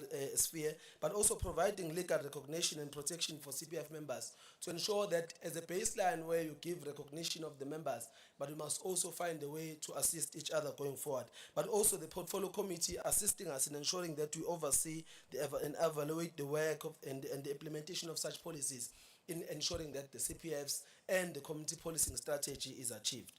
But there's also a reason why we also put this in our presentation, Minister, that the role of the business sector can be seen as minute, but it is part of the work that we believe that would assist us. Whilst we are crying with the challenges of limited resources, we believe that they can play a role in terms of understanding and assisting in terms of the financial sponsoring and material sponsoring of the structures. We are aware that the past financial year, years, if not two, the ministry and the national commissioner have been able to afford the CPF with 70 million to ensure that the tools of trade are being procured. But obviously, it won't be enough because you have thousands of members in the community. But let us find a way to also cough into this private-public partnership. But implementing such crime prevention initiatives and designs will also assist us to forge this partnership, and it's part of the partnership that we need to ensure that it happens. But also, we have a challenge where we realize that there's less inclusivity of the representation of all sectors in the CPF. The CPFs, some of them do not have your Christian fraternities, your traditional leaders. It's just members who just got elected in a station, but it does not really represent the whole sectors in the community or the majority of sectors. So it's part of the issues that are really worrying us, that we need to say as we go back and clean our house as the CPF in provinces and districts and stations, part of the things that we must do is mobilize people from all sectors and ensure that when we sit in those meetings, it populates issues, it populates solutions which may come from a roundtable discussion from all sectors that we have, which means then the NGOs which are making noise in the media come back and complain in the CPF platform so that the issues can be dealt with. Part of the issues that we are saying is to ensure that we conduct public educational campaigns. We are not saying that izimbizo that have been done, because the fashion was that you call people into a hall or into a tent, you listen to them, what they want to say, and later you respond on possible solutions, or you say you'll come back, you'll come back with a response. So that has created a baseline of issues where people will say, the minister was here yesterday, he said, he's coming back today, we want to start afresh from there. So what we want to say is, as the CPF will take a posture to educate the community on how the police are working, on how the systems of crime are going, so that the community is kept abreast on these social media platforms where they can report crime, where they can be able to access certain services in order for them to get quick responses rather than waiting a long time to be organized and get into a meeting. Minister, part of the issues that we want to also raise is that the usage of social media is part of the pillars that we believe must also be promoted, because through public engagement and public awareness, through radio stations, through digital and print media, we may achieve a greater message getting to everyone, because not everyone can attend Imbizo during a Wednesday at 10 o'clock because some colleagues are working.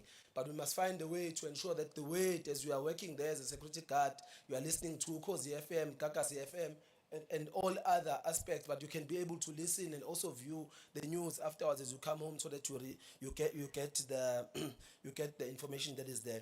Part of the issues, next slide, is that the capacitation now goes to a proposal that there's a need for increased funding, there's a need for better training, because part of the highlight that we've got, Minister, is that our members on the ground are elected, but it's not all of them who understand the role and responsibility of them as CPF members. So part of the drive that we want to go for is capacity building, capacitating those who are already in line, so that you not overstep the authority or the line of the work that you are doing as a member of the CPF in our communities.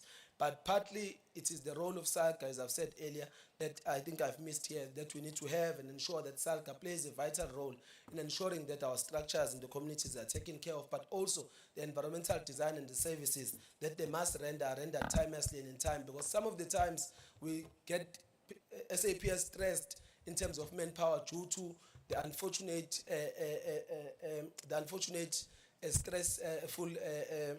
stressful marches that are there due to service delivery issues. So I think that is our highlight, Minister. Thank you very much, colleagues. Thank you so much, Mr. Biela. That was a very rich presentation, but we didn't expect you, so I wasn't able to introduce you. Can you introduce yourself? Just tell us your background in the CPF movement and which province you're from. Thank you. Quickly, my name is Sianda Sambulo Biela from KwaZulu-Natal, the Provincial Secretary of the CPF and the National Spokesperson for the NCPCF. Thank you.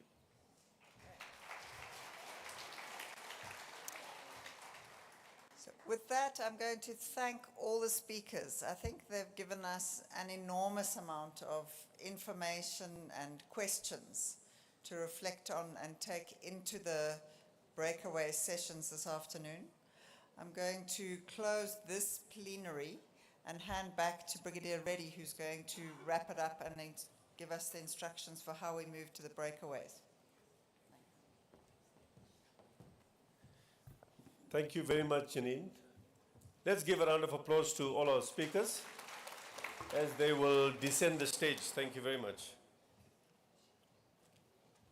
Minister, we've now come to the point where we will be moving into our commissions. I'm going to call upon Major General Rabi, Head of Strategic Management, Head Office, to please take us through the commissions and the process that's going to follow in terms of how do you get to which commission. Thank you. General Rabi.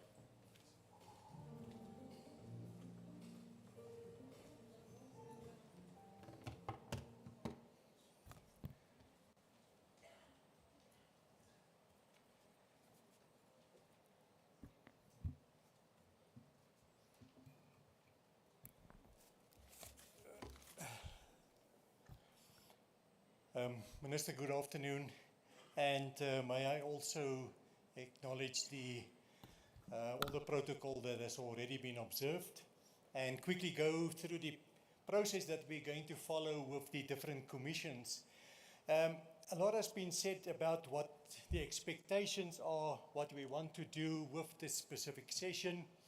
And this will be displayed when we go into the different discussion groups or work groups. They will be in different venues, but the idea is that people actively engage and critically engage and constructively engage with the topic that we have identified.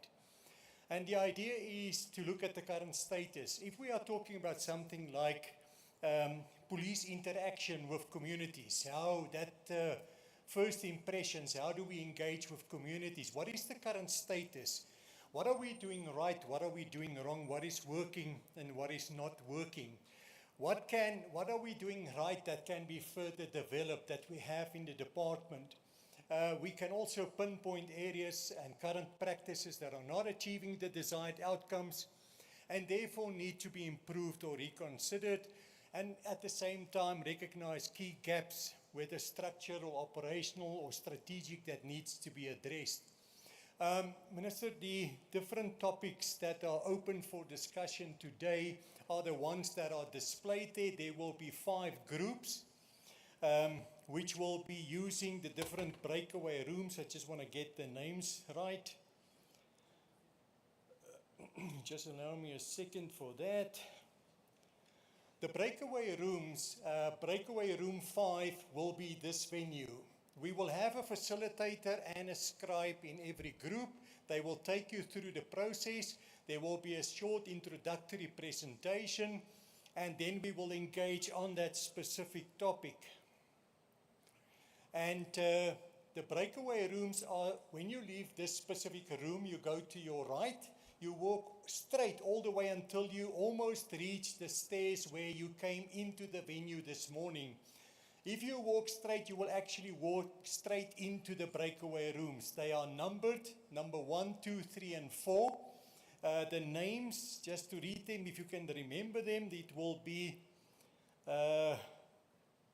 Claudius.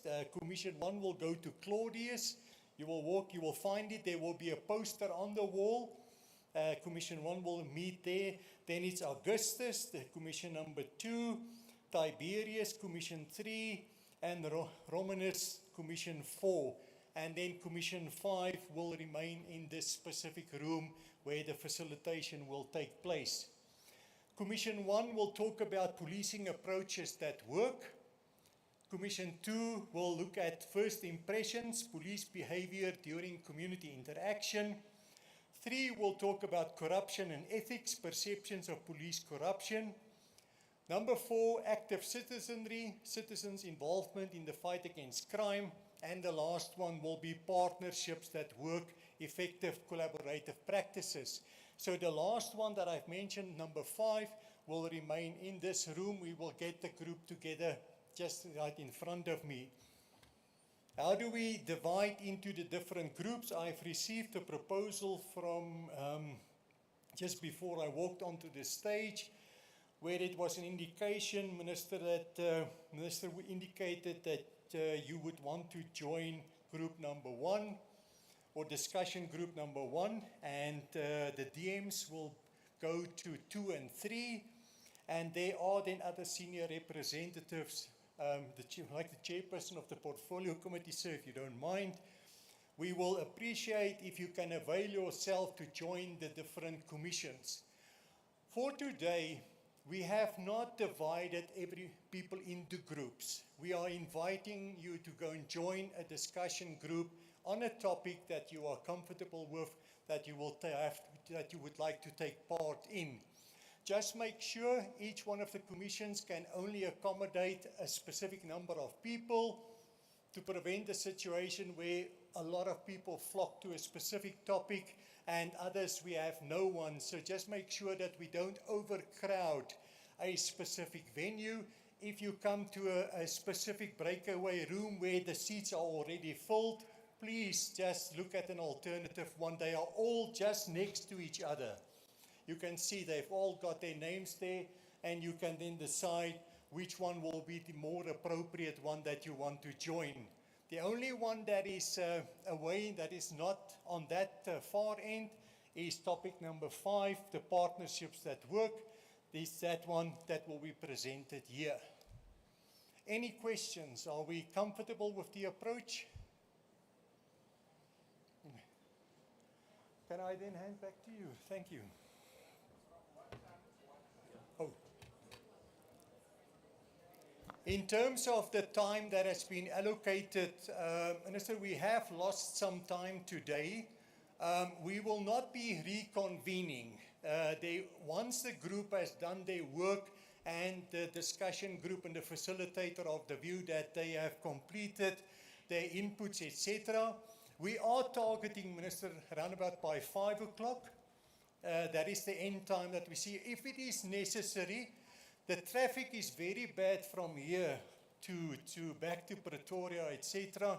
So if you want to donate a couple of minutes extra, please, that will be sincerely appreciated. But once you have done the work in your group, the summary will be done. Minister, there will be a scribe in the group. They will take the notes. They will put your presentation together. They will do everything for the group.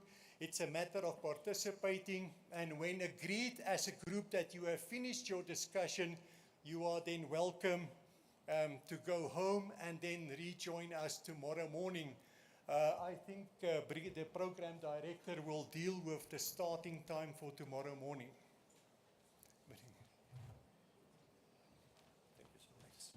Thank you so much, General. Mayor, there's been a directive from the main desk that the 5 representatives, can we have representatives from the 5 commissions that will please come and stand up front so you can assist with the venue that you need to take your people to. We'll really appreciate that. If the 5 officials can please come to the front. I think as General Rabi has indicated, we will target 5 o'clock in terms of the program and or it may even proceed. Okay, Minister has directed us, we work till we finish. Okay, so we work till we finish and have fully exhausted all the topics that you have been allocated. We meet tomorrow morning back in this auditorium. The dress code is smart casual and we meet here at latest 8 o'clock. Minister has indicated at 8:30 sharp, we commence with the program. Facilitators, please, can you come front?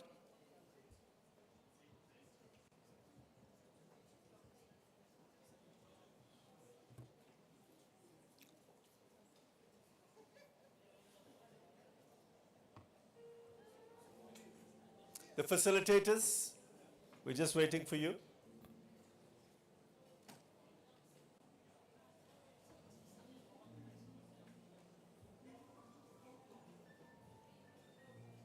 Okay, Brigadier Schwartz is with Commission 1. There's Gerard there.